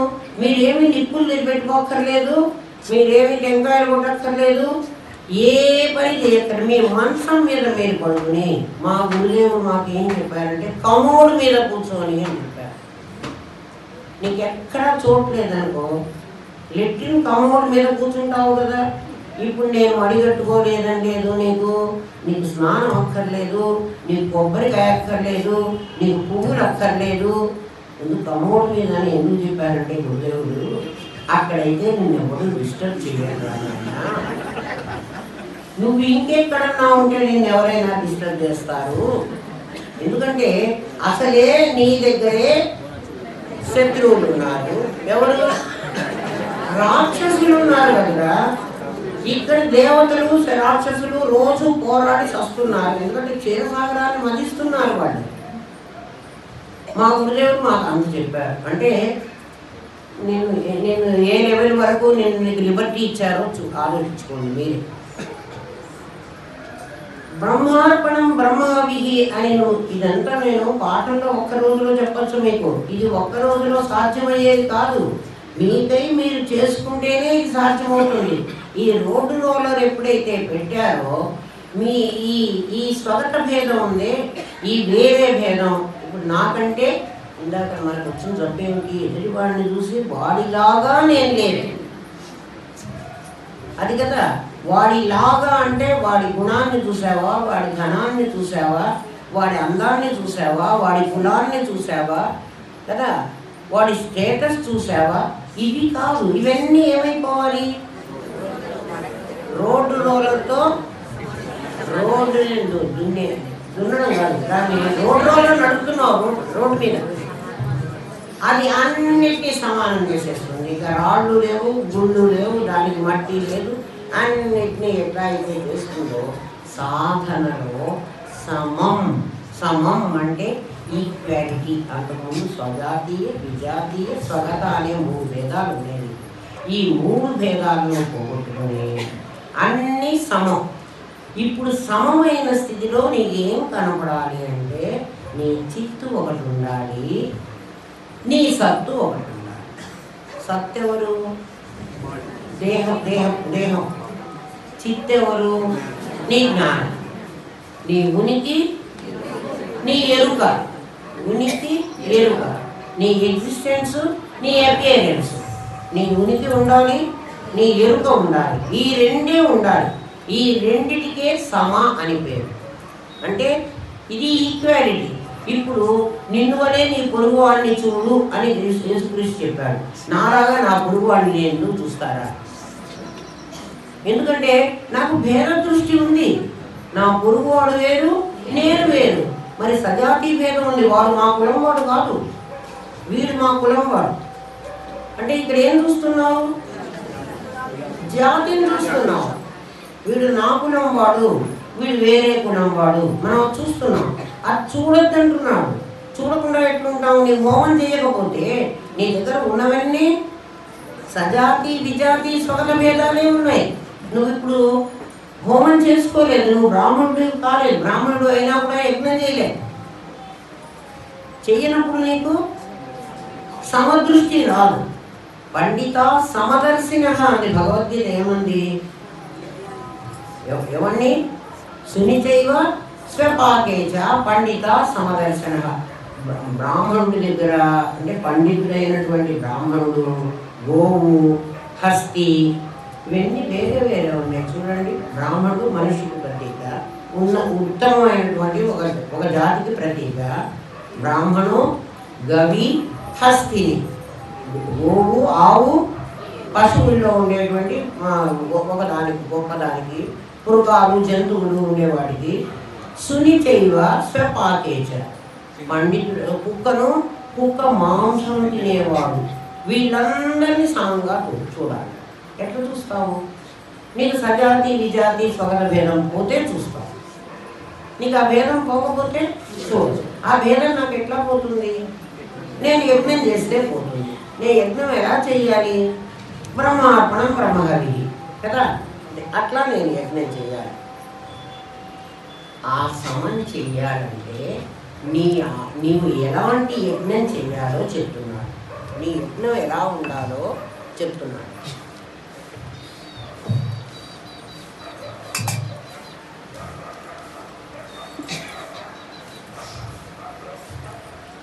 నీ దగ్గర అవయవాలు ఉన్నాయి. అవయవాలు ఉన్నాయి కదా, అవయవాలన్నింటినీ పార్ట్ అంటారు. పార్ట్స్, ఇవి భాగాలు. ఇవన్నీ నీ దగ్గర ఉన్న భాగాలు, శరీర భాగాలు. అంటే కన్ను ఒక శరీర భాగం, చెవి ఒక శరీర భాగం, ముక్కు ఒక శరీర భాగం. మీరు డాక్టర్ల దగ్గరికి వెళ్ళి అడిగితే వీడు ఈఎన్టీ వాడు, వీడు ఆఫ్థాల్మాలజీ వాడు, వీడు కార్డియాలజీ వాడు, వీడు బ్రెయిన్ వాడు, వీడు కారు వాడు, వీడు ఎముకల వాడు కదా. ఒక్కొక్క డాక్టర్కి ఒక్కొక్క పేరు పెడతారు. వాడు ఆ పార్ట్ మాత్రమే చూడగలడు. అంటే దానికి సంబంధించే వాడు చదువుకున్నారు. వీటిని అవయవం ఒక పార్టు, అవయవి హోల్. అవయవాలు ఒక అవయవికి ఉంటాయి. బాగా వినండి, అవయవాలు ఒక అవయవికి ఉంటాయి. అవయవి అన్నారు వాడు, అంటే అవయవాలు కలవాడు. అవయవాలు కలవాడు. కలవాడు ఎవడో ఇంకోడు. అవయవాలు అవయవి కాదు. అవయవాలు వేరు, అవయవి వేరు. ఈ అవయవాలు అనేకం, అవయవి ఏకం. బాగా వినండి, అవయవాలు అనేకం, అవయవి ఏకం. ఈ అనేకం ఏకం ఎలా అయింది? మనకు సమస్య అది. నిన్ననే ఉగాది జరిగింది కదా. యుగ ఆది, అది ఉగాది కాదు, యుగ ఆది. ఇప్పుడు కొత్త యుగం నీ దగ్గర ప్రారంభం కావాలి. నిన్నటి రోజు నుంచి మొట్టమొదట మనిషి అయినటువంటి వాడు, బ్రాహ్మణుడైన వాడు అంటే జ్ఞానం అది వాడికి ఒక్కడికే ఈ అవకాశం ఉంది. మిగిలిన వాళ్ళకి అవకాశం లేదు. వాడుట అనుకోవాలట. నిన్నటి వరకు చెట్లన్నీ కూడా శిశిర ఋతువు, ఆకురాలి అన్నీ అయిపోయి మోల్డ్ అయి ఉంటాయి. చెట్లన్నీ ఒకసారి గమనించండి. చెట్లన్నీ ఏమై ఉంటాయి? శిశిర ఋతువులో ఆకులు రాలిపోయి కేవలం మోడ్ మిగులుతుంది. ఒక్క ఆకు కూడా ఉండదు. చెట్లకు అన్నీ రాలిపోయి ఉంటాయి. కానీ అది చచ్చిపోయినట్టుగా మనకు కనపడుతుంది, కానీ అది చావు. అది నిన్నటి నుంచి చిగిర్చడం మొదలు పెడుతుంది. ఆ చెట్టులో నుంచి ఆ చిన్న చిన్న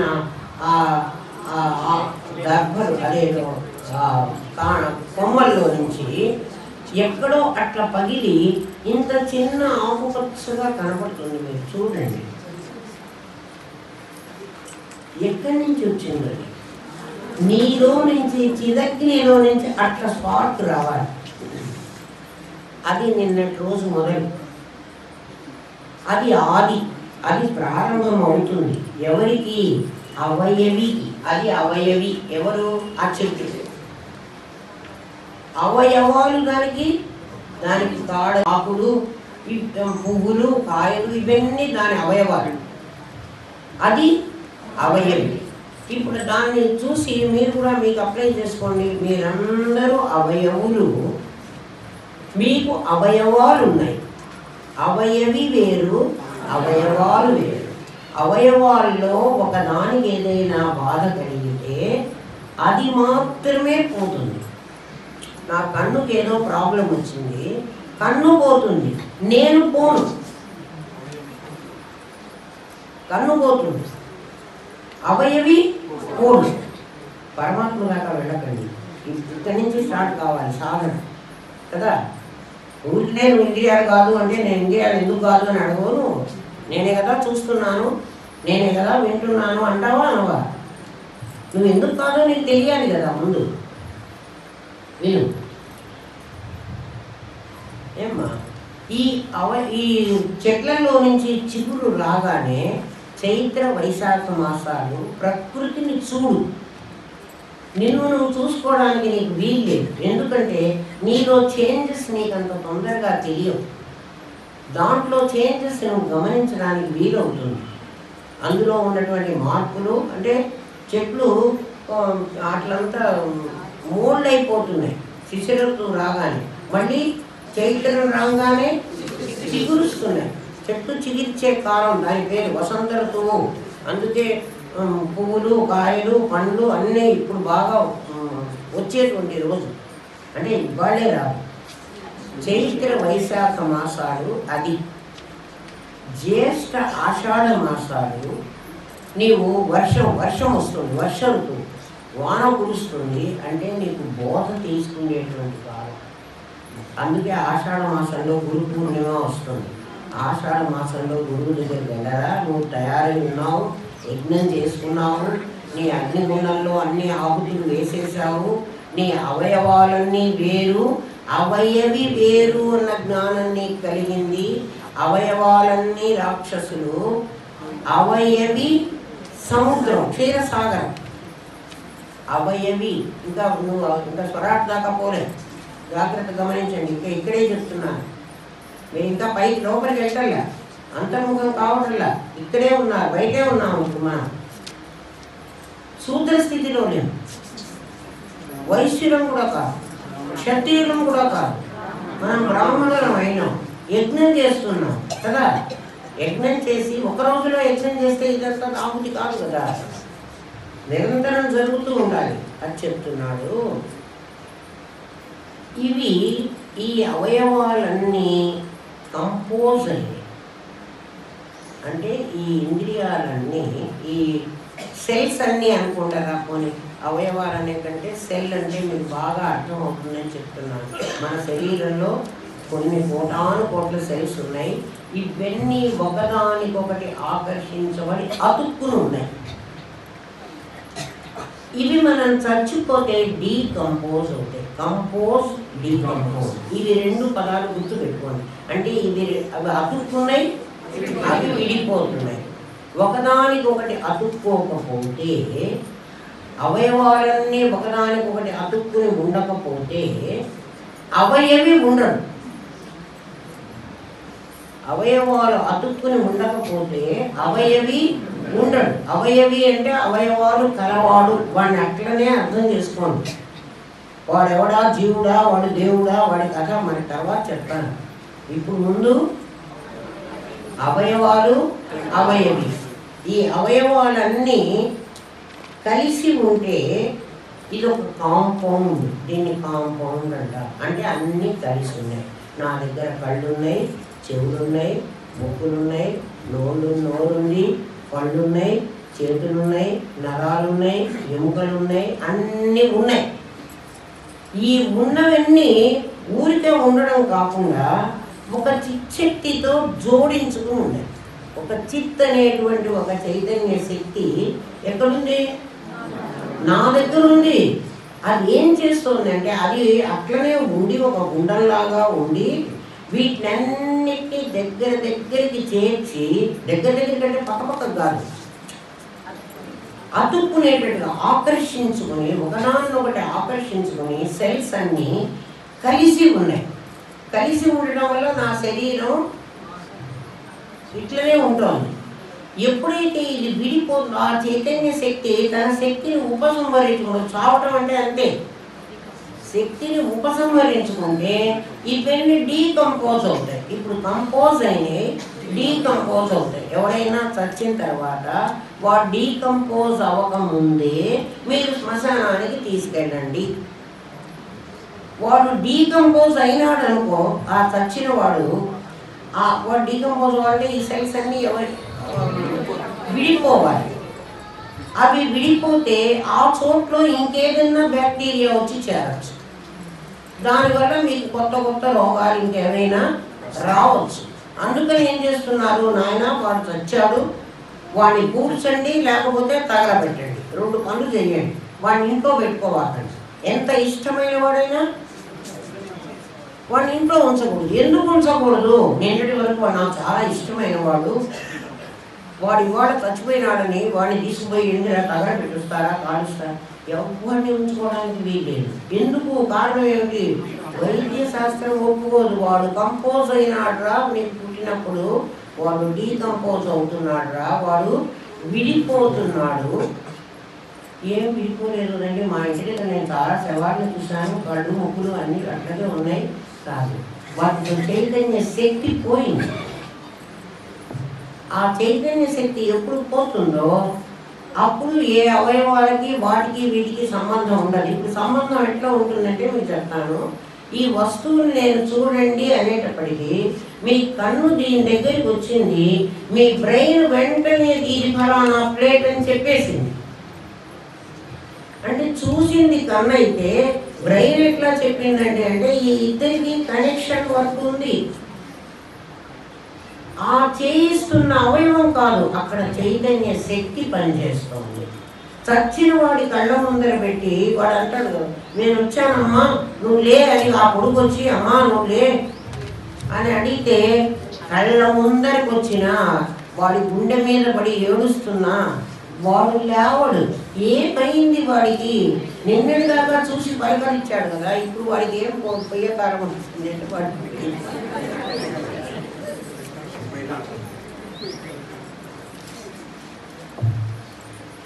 ప్రకృతిని పరిశీలించేటువంటిది ఇదే విచారణ. ఈ విచారణ చెయ్యాలి. ఎందుకు చచ్చిన వాడు అట్లా అవుతున్నాడు అని. ఇప్పుడు మీకు కంపోజ్ అయినవి డీకంపోజ్ అవుతుంటే, కంపోజ్ అయితే సృష్టి ఉంటుంది, డీకంపోజ్ అయితే ప్రళయం ఉంటుంది. అర్థమైంది కదా? మన శరీరం వరకే చెప్పాను. అదే విశ్వంలోకి వెళితే అంటే నీ కుండలో, మళ్ళీ ఆ పాట మర్చిపోవాలండి, నీ కుండలో జరిగింది ఇప్పుడు చెప్పుకున్నాం మనం. కుండకే కదా ఈ ఈ నల్లధనము, ఈ శూద్రత్వము, ఈ వైశ్యత్వము, ఈ క్షత్రియత్వము, ఈ బ్రాహ్మణత్వము కుండకి. కుండ బయట ఉన్నదానికి కాదు, చెరువు నీళ్ళకి కాదు, కుండకి, కుండలో నీళ్ళకి మాత్రమే ఈ రోగం వచ్చింది. అయినా వాళ్ళు ఎవరో వస్తున్నారు. ఇప్పుడు చూడండి, విశ్వంలో విరాట్ విశ్వం కదా, ఇది స్వరాట్.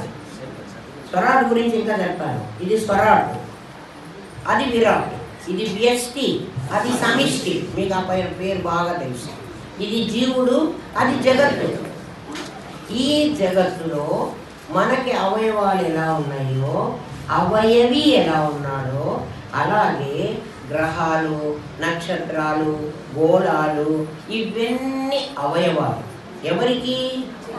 ఆ విరాట్కి. అవయవి వాడు. మీకు అవయవాలు వేరుగా ఉండి అవయవి వేరుగా ఉన్నాడు కదా, వాడికి అవయవాలు వేరుగా ఉండి అవయవి వేరుగా ఉన్నాడు కదా.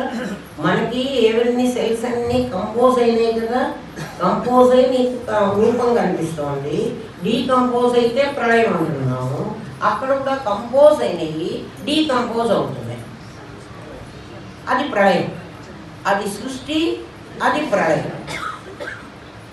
అర్థమవుతుంది కదమ్మా. విరాట్కి అంటే గ్రహాలు, నక్షత్రాలు, గోళాలు, గెలాక్సీలు, ఉపగ్రహాలు, ఇంకా అవన్నీ నీకు విశ్వంలో ఏవేవైతే ఉన్నాయంటున్నావో గ్రహ నక్షత్ర తారకలు అంటారు.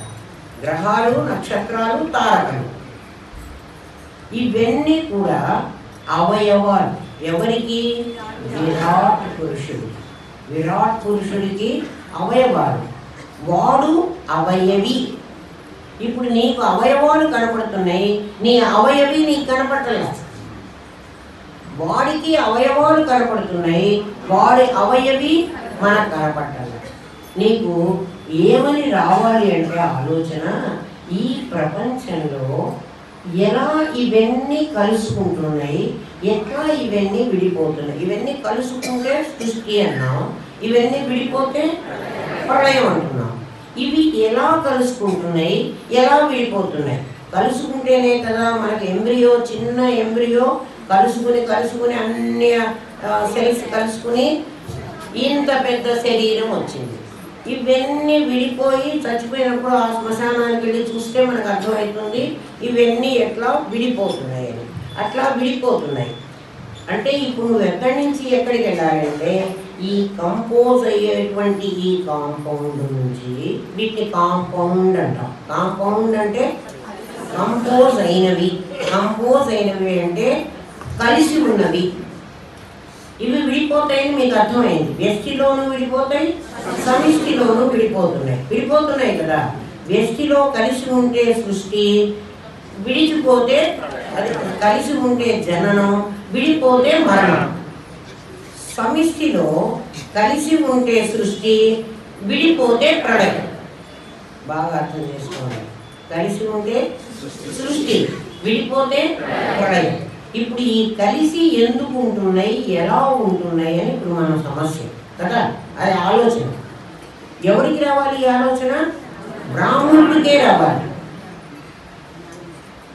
అంటే మిగిలిన వాళ్ళకి ఆలోచన రాదు. అంటే వచ్చిన వాడికి సమాధానం రాదు, వాడికి రాకూడదు.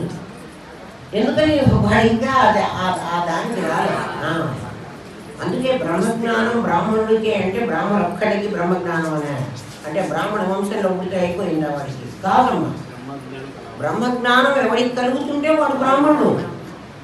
ఎప్పుడు కులాలు ప్రమోషన్ మీదే వచ్చాయి, మనకి పుట్టుకతో రాలేదు.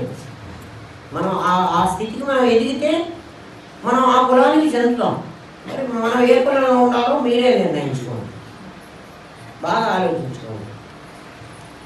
నువ్వు ఆ కాంపౌండ్ దగ్గర నుంచి ఎలిమెంట్ దగ్గరికి వెళ్ళు. ఏవి కలిస్తే ఇవి తయారైనాయి. ఎలిమెంట్స్ మనకేమిటి? 5 ఉన్నాయి, చూపించాను కదా. పృథ్వీ, ఆపస్సు, తేజస్సు, వాయువు, ఆకాశం.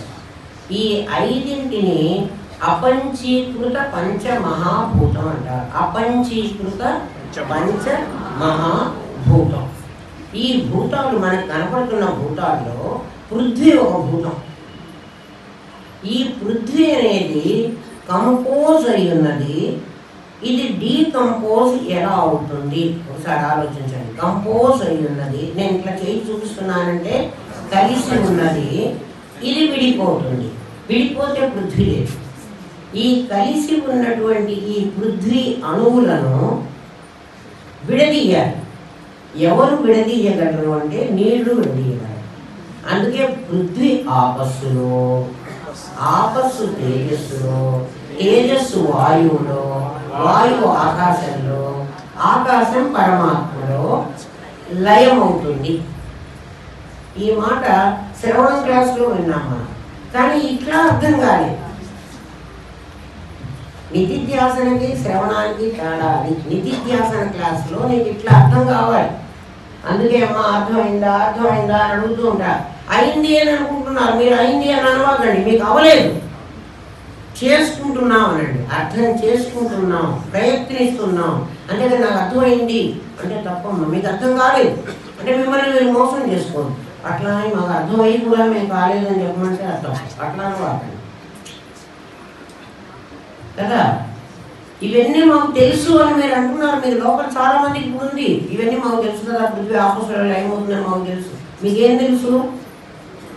మీకు పాఠం తెలుసు, శ్రవణం తెలుసు, నిధిధ్యాస తెలియదు, మీకు అనుభవం తెలియదు. అందుకని చెప్తున్నాను నేను. ఇదే పాఠం మళ్ళీ మళ్ళీ ఏం చెప్తారు అంటే మళ్ళీ మళ్ళీ ఏం చెప్పాలి, మళ్ళీ మళ్ళీ తేడా కూడా మీకు తెలుస్తుంది. ఏమో తెలుస్తుందా? శ్రవణ క్లాస్లో ఈ పాఠమే ఎట్లా అర్థమైంది, సాధనలో ఎట్లా అర్థమైంది, ఇప్పుడు ఎట్లా అర్థం అవుతోంది మీకు తెలుస్తుంది కదా. నీళ్లు ఎప్పుడైతే వస్తున్నాయో ఆ భూమి కరుగుతుంది. భూమి కరిగింది అంటాం. కాళ్ళకు మట్టి అంటింది అనుకోండి, మనకు బురద దొరికొచ్చాం, వెంటనే నీళ్లతో కడుక్కుంటాం. నీళ్లతో కడుక్కుంటే బురద ఎందుకు పోతున్నది? బురద అంతా కంపోజ్ అయి నా కాళ్ళకి చిక్కుకుంది. అది డీకంపోజ్ అయితే అది నీళ్లతో డీకంపోజ్ అవుతుంది, అంతేనా? ఇప్పుడు నీళ్లు కలుషితమైనవి, నీళ్లు మురికిగా ఉన్నాయి. ఇప్పుడు నీళ్ళని నేను డీకంపోజ్ చేయాలి. కంపోజ్ అయ్యి ఉన్నాయి దేంతో? మట్టితో, బురదతో నీళ్లు కలిసి ఉన్నాయి, కంపోజ్ అయ్యి ఉన్నాయి. వాటిని వదలటంలే, మట్టి అంటుకొని ఉంది. ఇప్పుడు దానికి అవి అవయవాలు, అది అవయవి. ఎవరికి? ఆ నీళ్ళకి. ఆ నీళ్ళకి నీళ్లు అవయవి, దానిలో కలిసిన పృథ్వీ అవయవాలు. అవయవాలు అనేకం, చూడండి అనేకం ఉన్నాయా? అవన్నీ కంపోజ్ అయినాయి కదా. వాటిని ఇప్పుడు డీకంపోజ్ చేయాలి మనం. ఎట్లా చేస్తామంటే అగ్ని తీసుకురా, నిప్పు పెడితే, నీళ్ళని కాగబెడితే ఆ నిప్పు ఆ నీళ్ళని మాత్రం ఆవిరి చేస్తుంది, వీటిని మాత్రం, మట్టిని మాత్రం అక్కడే ఉంచుతుంది. ఆవిరి వెళ్తున్నాయా? ఇప్పుడు నీళ్ళని ఆ నిప్పు నుంచి, నీళ్ళని మట్టి నుంచి వేరు చేశాము అంటే అవి కలిసి ఉన్నాయి, వాటిని వేరు చేయగలిగాం. ఏమ్మా అక్కడి నుంచి నీళ్ళు ఆవిరైపోతాం. ఇట్లా ఇంతవరకు అర్థమైతే మీకు సార్. అగ్ని నుంచి వాయువు, ఆ వాయువు నుంచి ఆకాశం, ఆకాశం కంపోజ్ కాదు. ఆకాశం అనేకంతో కంపోజ్ కాదు, దాంట్లో ఏమీ కలవలేదు. చూడండి, ఏమీ కలవలేదంటానికి మీకు ఆకాశానికి వర్షం వచ్చిందనుకోండి, ఆకాశానికి అంటారు నిప్పు మంటలు, అక్కడ గుడిసెలన్నీ తగలబడిపోయినాయి, ఆకాశం వేడెక్కదు. ఆ మంటలన్నీ ఆపి ఆకాశాన్ని ఇట్లా టచ్ చేసి చూడండి, అక్కడ వేడి ఉండదు. ఆకాశం వేడి కాదు, ఆకాశం చల్లబడదు. అయితే మరి వేడిగా గాలి వస్తుంది కదండి, గాలి వేడిగా ఉంది, ఆకాశానికి వేడి లేదు. ఆకాశానికే వేడి ఉన్నట్లయితే ఈ ఎండ అంతా అయిపోయిన తర్వాత ఆ ఆకాశం వేడిగా ఉండేది, మనకు ఉండలేదు. ఆకాశానికి అణువుల సముదాయం కలవడం కానీ విడిపోవడం కానీ లేదు. వాయువు దగ్గర నుంచి ఈ కలవడము, ఈ విడిపోవడం, ఈ కంపోజ్ అవ్వడం, డీకంపోజ్ అవ్వడం అనేది వాయువు దగ్గర నుంచి వచ్చింది. ఈ వాయువు, అగ్ని, జలము, పృథ్వీ అనే 4 భూతాలకు జాగ్రత్తగా వినండి. న్యూన అధిక, కొన్ని మినిమము కొన్ని మ్యాక్సిమం. న్యూన అంటే తక్కువ, అధిక అంటే ఎక్కువ. న్యూనాధిక్య దోషం వల్ల అంటాడు. చాలా కష్టం అమ్మా ఈ విషయాన్ని అర్థం చేసుకోవడం కష్టం, మీకు చెప్పడం ఇంకా కష్టం. ఎందుకు కష్టం అంటే ఒకే లెవెల్ వాళ్ళు ఇక్కడ కూర్చోలేదు. కాలేజీలో మాకేమిటంటే ఫస్ట్ ఇయర్ వాళ్ళు ఫస్ట్ ఇయర్ పిల్లలే కూర్చుంటారు. వాళ్ళకే మేము ఆ పాఠం చెబుతాం. వాళ్ళ మెంటల్ లెవెల్ ఏంటో మాకు అర్థమైపోతుంది. కాబట్టి ఆ లెవెల్ వాళ్ళకి ఆ రకంగా పాఠం చెప్పగలం. ఇక్కడ అట్లా కూర్చోలేదు. ఇక్కడ 1వ క్లాస్ వాడు కూర్చున్నాడు, పీజీ వాడు కూర్చున్నాడు కదా. లెవెల్స్ చాలా తేడాలు ఉన్నాయి. మరి మీకు అందరికీ అర్థమయ్యేది చెప్పాలంటే నేను సరిగా చెప్పగలను లేదో పరమాత్మకు ఒక్కడికి తెలుసు. ఆయనకే అప్ప చెబుతున్నా, అయ్యా మీరు అందరికీ అర్థమయ్యేటట్టుగా చెప్పే శక్తి నాకు ఇవ్వమని అడుగుతారు రోజు దండం పెట్టుకుని. అంతకంటే ఏం లేదు, కొత్తది ఏం అడగడానికి లేదు. న్యూనాధిక్య దోషం వల్ల, న్యూనాధిక్యం అంటే ఈ అణువులు కలవడము, ఎక్కువ కలవడము, తక్కువ కలవడం. ఏమా వాటి వల్ల ఏం జరుగుతోంది అంటే ఈ అణువులు, ఈ పరమాణువులు కలయికలో పదార్థాలు అంటే భూతాలు ఏర్పడుతున్నాయి. పంచభూతాలు ఎట్లా వచ్చినాయి అంటే భూతం ఇలా వచ్చింది. కొన్నిట్లో అణువులు ఎక్కువ కలుస్తున్నాయి, కొన్నిట్లో తక్కువ కలుస్తున్నాయి. అంతకుముందు ఉన్న భూతాలు అపంచీకృత పంచమహాభూతాలు ఉన్నాయి, అవి విడివిడిగా అలాగే ఉన్నాయి. అవి పంచీకృతం అయినప్పుడు ఈ అణువులు అనేవి కలుస్తూ ఉన్నాయి, అణువులు అనేవి విడిపోతున్నాయి. అట్లా అణువులన్నీ కలిసి పంచభూతాల్లో ఒక్కొక్క భాగంగా కలిసి పాంచభౌతికమైన శరీరం ఏర్పడింది. ఇప్పుడు మన శరీరంలో ఆకాశం కూడా ఉంది, అది కంపోజ్ కాదు, అందులో గుణాలు అణువులు లేవు, అది విడివిడిగా ఉండదు. అణువులన్నీ ఉంటే అది ఒకటిగా అవయవి కావాలి. ఇప్పుడు అవయవి ఎవరు అంటే ఆకాశం, అవయవాలు మిగిలిన భూతాలన్నీ కలిసినటువంటి గ్రహ నక్షత్రాలు కావచ్చు, లేకపోతే శరీరం జరాయుధ స్వేదజ అండజ ఉద్విజ్యాలు కావచ్చు. ఇదేంటండి అణువులు ఒక చోట కలిసి ఒక చోట కలవలేదు అని మీరు చెప్తున్నారు, కొంత ఎక్కువ కలిసింది కొంత తక్కువ కలిసింది అని చెప్తున్నారు. అలా మరి అట్లా జరగడానికి మాకు ఎగ్జాంపుల్ కూడా సరిగ్గా ఉంటే మాకు అర్థం చేసుకుంటాం, కానీ మాకు అర్థం కాలేదు. ట్రాన్సిషన్ వాటికి అర్థం కాలేదు నిజంగానే. ఆకాశం చూపెట్టి, నాయన ఆకాశంలో మేఘాలు చూసావా ఎప్పుడైనా? చూశాను. మేఘాలు ఎట్లా ఉన్నాయి అన్నాడు. ఒక చోట తెల్లగా ఉంటుంది కదా, ఆ వెనక ఆకాశం నీలంగా ఉంటుంది. ఆకాశం అంతా నీలంగా ఉంటుంది, మనకి నీలంగా కనపడుతుంది. నిజంగా ఆకాశం నీలంగా ఉండదు. ఈ నీళ్ళ రిఫ్లెక్షన్ అయ్యి ఆకాశం నీలంగా కనపడుతుంది, కానీ సైన్స్ తెలిసిన వాడికి అది అర్థం అవుతుంది. ఆకాశం నీలంగా ఉండదు. స్కై బ్లూ అంటారు, స్కై బ్లూ లేదు, స్కైకి కలర్ లేదు, ఓడర్లెస్ కలర్లెస్ అన్ని దానికి ఏం లేవు ఆకాశానికి, కానీ మనకి కనపడుతుంది. మీకు కనపడే ఆకాశాన్ని చూపెట్టి చెప్తున్నాను, మీకు కనపడే ఆకాశం నీలంగా ఉంటుంది. అది అవయవి. కాసేపు అనుకోండి, అది నిజంగా అవయవి కాదు. దాని దగ్గరికి వచ్చేప్పుడు మళ్ళీ అది దాన్ని అవయవం చేసి ఇంకొకరిని అవయవం చేస్తాను నేను. ఇప్పటి వరకు ఈ లెవెల్ వరకు ఇది అర్థం చేసుకోండి. ఆకాశంలో నీలంగా ఉన్న పార్ట్ ఏదైతే ఉందో అది అవయవి, అవయవం కలవాడు. దాని అవయవాలు ఏంటి? మేఘాలు, నక్షత్రాలు, సూర్యుడు, చంద్రుడు, గ్రహాలు అన్నీ దాని అవయవాలు. అది విరాట్ పురుషుడు అన్నాను కదా, అది విరాట్, ఇది స్వరాట్, అది విరాట్. విరాట్కి అవన్నీ అవయవాలు, స్వరాట్కి ఇవన్నీ అవయవాలు. వీడు వ్యష్టి, వాడు సమిష్టి. అది మర్చిపోవాకండి. ఆ సమిష్టి వాడు ఎవడైతే ఉన్నాడో, ఆకాశం చూడమన్నాడు కదా, వాడి తర్వాత మేఘాలు కూడా వాడి అవయవాలు. కనబడుతున్న నీలాకాశం కాదు, మేఘం. ఇప్పుడు మేఘం మీరు చూస్తూ ఉండండి, ఆకాశం రాత్రి కూడా చూడండి, చంద్రుడు అక్కడ ఉంటాడు. ఆ చంద్రుడిని మేఘాలు ఇలా కమ్మేస్తాయి. కాసేపు చంద్రుడు మనకి మేఘాల వెనక్కి వెళ్ళిపోతాడు, చీకటిగా ఉంటుంది. ఆ తర్వాత మళ్ళీ చంద్రుడు బయటికి వస్తాడు. చంద్రుడు బయటికి రావడం లేదు, మేఘాలు నడుస్తున్నాయి. ఆ నడిచేటువంటి మేఘం సూర్యుడు ఉన్నప్పుడు మనం చూడలేము. ఎందుకంటే మన కంటికి సూర్యుడు చాలా వెలుగు కాబట్టి మన కళ్ళు పోతాయి. చంద్రుడు ఉన్నప్పుడు చూడమని చెప్తున్నాను. అందుకని మీకు మేఘాలు ఎలా పెడతాయి, ఆ మబ్బులు ఒక చోట ఇంత లావుగా అవుతాయి. అంటే ఆ దూది పింజెల్లాగా కలుసుకున్న దూదిలాగా ఒక తెల్లగా మబ్బు ఇక్కడ సన్నగా ఉంటుంది, మళ్ళీ ఇంత తెల్లగా ఉంటుంది. ఆకాశం చూడండి, మీరు జాగ్రత్త గమనించండి. అసలు బ్రహ్మజ్ఞానం కోసం ప్రయత్నం చేసేవాడికి టైం సరిపోదు. వాడి ఇట్లా ప్రతి చోట వాడికి గంటలు గంటలు అయిపోతుంది. సాధన ఇది. ఊరికే కళ్ళు మూసుకుని కూర్చుని మేము అబ్బే కళ్ళు మూసుకునే పని అసలు లేనే లేదు. మరి మీరు ఎందుకని మమ్మల్ని ధ్యానం మీ ఏకాగ్రత కుదరత కోసం ఇనీషియల్ స్టేజ్లో కూర్చోండిరా అని చెప్తాం. ఇప్పుడు కూర్చోమని నేను ఎప్పటి నుంచో చెప్పడం మానేశాను. విచారణ చేసుకోండిరా అని చెప్తున్నాను. ఏం విచారించాలో తెలియదు. అందుకని నేను చెప్పిన పాఠం వినండి రా అంటారు.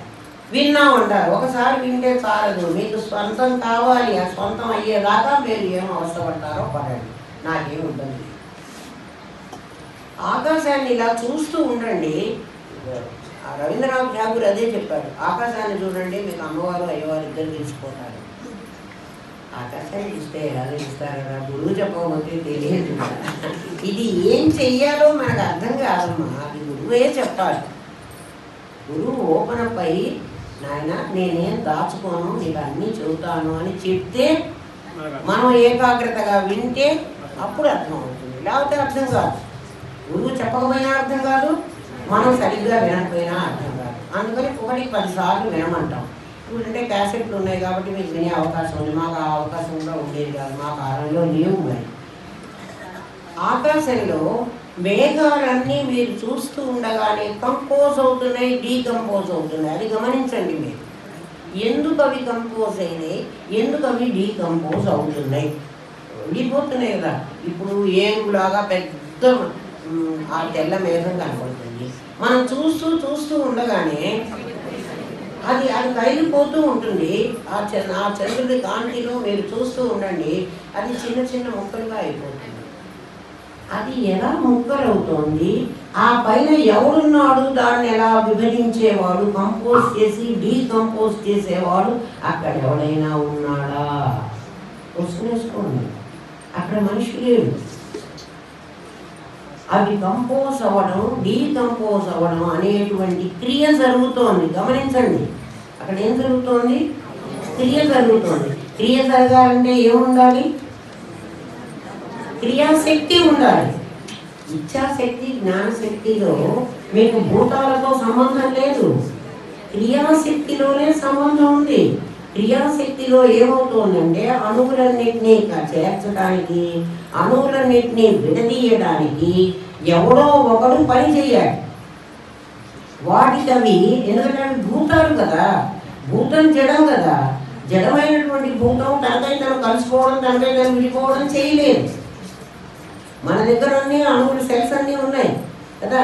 ఇవన్నీ కలుసుకున్నాయి, ఇవన్నీ విడిపోతున్నాయి.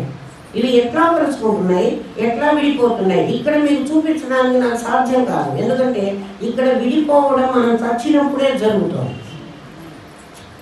ఇక్కడ సెల్స్ పుట్టడం, మరణించడం డాక్టర్ చూపించగలరు మీకు. ఈ సెల్స్ పుడుతున్నాయి, వీడికి 7 days, వీడికి లైఫ్ టైము 7 days అయిపోయిన తర్వాత ఇవి చచ్చిపోతాయి, అట్లా మీకు చెప్పగలడు. కానీ మీకు సమిష్టిలో మేఘాలు విచ్ఛిన్నమైనప్పుడు చూపించినట్టుగా నేను చూపెట్టలేను. మేఘాలు విచ్ఛిన్నం అవుతున్నాయి, కలుసుకుంటున్నాయి. అక్కడ ఎవరు పని చేస్తున్నారు అంటే అక్కడ ఉండేటువంటి ఎవరో ఒకటి చేయాలి. ఆ చేసేవాడిని నిమిత్త కారణం అన్నారు. వాడు లేకపోతే అది జరగదు. దేన్ని చేస్తున్నాడు అలాగా అంటే దాన్ని ఉపాదాన కారణం అన్నాడు. ఉపాదాన కారణం అవయవిలో జరగాలి, నిమిత్త కారణం, ఉపాదాన కారణం అవయవంలో జరగాలి, నిమిత్త కారణం అవయవిలో జరగాలి ఉండాలి. అంటే ఒక అవయవము ఉన్నప్పుడు అవయవిలో ఉన్న ఆ నిమిత్త కారణం అవయవంలో ఉన్నటువంటి ఆ ఉపాదానాన్ని కంపోజ్ చేయటం, డీకంపోజ్ చేయటం చేస్తోంది. ఒక పరి జగములు వెలిమిలి ఒక పరిదో పలికి కొనుచు ఉభయము తానై సకలార్థ సాక్షియము అయ్యకలంకుని ఆత్మమూలు నర్ధిదలంతు అన్నాడు గజలు. అది అర్థం కావాలంటే నీకు కంపోజ్ అవ్వడం డీకంపోజ్ అవ్వడం అర్థం కావాలి. అమ్మ ఇది ఇంకా చాలా పెద్దగా ఉంది, వాళ్ళ టైం అయిపోయింది, 7-12 నిమిషాలు వాళ్ళు ఎవరు మాట్లాడడానికి వస్తూ ఉన్నారు. సోమవారం మళ్ళీ చెప్తాను. అది అందుకనే ఇది సోమవారం చెప్తాను. ఇప్పుడు చెప్తే అంటే ఇంతవరకు మీకు అర్థమైంది, ఇంకా అర్థం కావాలంటే ఇంక కొంచెం లెవెల్ పెంచుతున్నాయి. అందుకని ఇంకా టైం కావాలి నాకు. లిమిటెడ్ టైంలో చెప్పమంటే చెప్పండి. సోమవారం చెప్పుకుందాం, అంటే శ్రీరామనవమి నెక్స్ట్ డే ఈ క్లాస్ ఉంటుంది. ఇప్పటి వరకు మీకు ఏమో గుర్తొచ్చింది? ఒక అవయవి ఉన్నాడు, ఒక అవయవం ఉంది, సమిష్టిలో ఉన్నాడు, వ్యష్టిలో ఉన్నాడు. వ్యష్టి నేను జీవుని, నాకు సజాతీయ విజాతీయ స్వర భేదం ఉంది. సమిష్టిలో కూడా వాడికి సజాతీయ విజాతీయ స్వర భేదం ఉంది. వేదరహితుడైన వాడిని ఇంకా నేను తేలే. మన గురువు గారికి సజాతీయ విజాతీయ స్వగత భేద రహితుడు ఆయన. అంటే ఇప్పుడు ఆయనకి సజాతి భేదం లేదు, విజాతి భేదం లేదు. అంటే ఆయనకు కళ్ళు ముగ్గులు చెవులు ఆ శరీరం అప్పుడు ఏం వాడిని ఏమనాలి? నిరాకారం అన్నారు, అంతే కదా. ఆయన నిరాకారం అయ్యే ఎట్లా అయినాడో మనం ఎట్లా అవ్వాలో మనకి ఇది అంటే అర్థమవుతుంది. నేను మళ్ళీ క్లాస్లో చూద్దాం. ఇది మర్చిపోకండి, ఇది బాగా వినండి, ఇది ఫౌండేషన్. దీని మీద బిల్డింగ్ కట్టుకోవాలి మనం, జాగ్రత్తగా వినండి, ఎవరు మిస్ కావకండి. ఇది మిస్ అయితే మీకు తర్వాత ఎవరు చెప్పేవాడు జరగదు. సోమవారం క్లాసు అందరు రండి. శ్రీరామనవమికి వచ్చిన సంతోషమే, మీరు రాలేకపోతే మీ ఇష్టం, అదంతా నాకు అవసరం లేదు. ఎందుకంటే చిత్తశుద్ధి ఏర్పడడానికి మనం ఇవన్నీ చేసుకుంటాం. చిత్తశుద్ధి ఏర్పడితే యజ్ఞం చేయడం మీకే కాదు, అయితే బ్రాహ్మణుడు అయ్యా మీకు యజ్ఞాలు చేయడానికి మీరే చేసుకుంటారు, అన్ని యజ్ఞాలు చేసుకోవచ్చు. ఇంకా చాలా ఉంది, ఇది అయిపోదు, ఇది అయ్యేది కావాలి. అసలు ఎంత కావాలంటే అంత చెప్పుకోవచ్చు.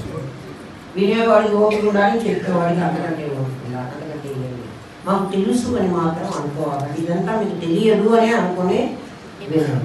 తెలియదు తెలుసుకుంటున్నామంటే మీకు తెలుస్తుంది. నాకంతా తెలుసు అంటే ఇంకా తెలుసుకోవడానికి అవకాశం లేదు. ఏమన్నా ఇప్పుడు ఎంతవరకు చెప్పుకున్నాం? ఒక అవయవి ఉన్నాడు, వాడికి అవయవాలు ఉన్నాయి. అవయవాలు కంపోజ్ అవుతూ ఉంటాయి, డీకంపోజ్ అవుతూ ఉంటాయి. దానికి తెలుగులో చెప్పుకోవాలంటే మనం కలుస్తూ ఉంటాయి, విడిపోతూ ఉంటాయి కదా. మీకు ఆ కంపోజ్ మాట తేలిగ్గా తెలుస్తుంది అనుకున్నాను.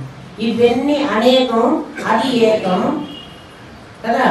ఇవి కలిసి అవి పోవడానికి ఆ కలిపేవాడు ఒకడు కావాలి కదా, వాడే పేగొట్టాలి కూడా. అందులో ఉన్న చైతన్య శక్తి నా చిచ్చక్తే కదా, అక్కడ కూడా చైతన్యం ఉంది కదా. చైతన్యం లేని చోటే లేదు. స్ఫురణ ఉనికి అవయవాలకు ఉంది, అవయవికి స్ఫురణ ఉంది కదా. నా అవయవాలకి స్ఫురణ లేదు, నా అవయవికి స్ఫురణ ఉంది. ఆ స్ఫురణ ఉన్నటువంటి వాడు నిమిత్త కారణం. ఈ అవయవాలన్నీ భూతాలతో అయినాయి కాబట్టి ఇది ఉపాదాన కారణం. నిమిత్త ఉపాదాన కారణాలు రెండు ఉంటేనే నీకు కలయిక విడిపోవడం అనేది జరుగుతోంది. కలిస్తే సృష్టి, విడిపోతే ప్రళయం. ఏమో ఇంతవరకు అర్థమైంది. రేపు క్లాస్లో మళ్ళీ చెప్పుకున్నాం. ఓం తత్సత్. స్వస్తి ప్రజాపతి పరిపాలయంతాం న్యాయేన మార్గేణ నిర్ణయేష గోబ్రాహ్మణేభ్యః శుభమస్తు నిత్యం. లోకాః సమస్తాః సుఖినో భవంతు. ఓం పూర్ణమదః పూర్ణమిదం పూర్ణాత్ పూర్ణముదచ్యతే పూర్ణస్య పూర్ణమాదాయ పూర్ణమేవావశిష్యతే. ఓం శాంతి శాంతి శాంతి. ఓం నమో బ్రహ్మాదిభ్యో బ్రహ్మ విద్యా సామ్రాయ కర్తృభ్యో వంశ ఋషిభ్యో గురుభ్యో నమో మహాభ్యః.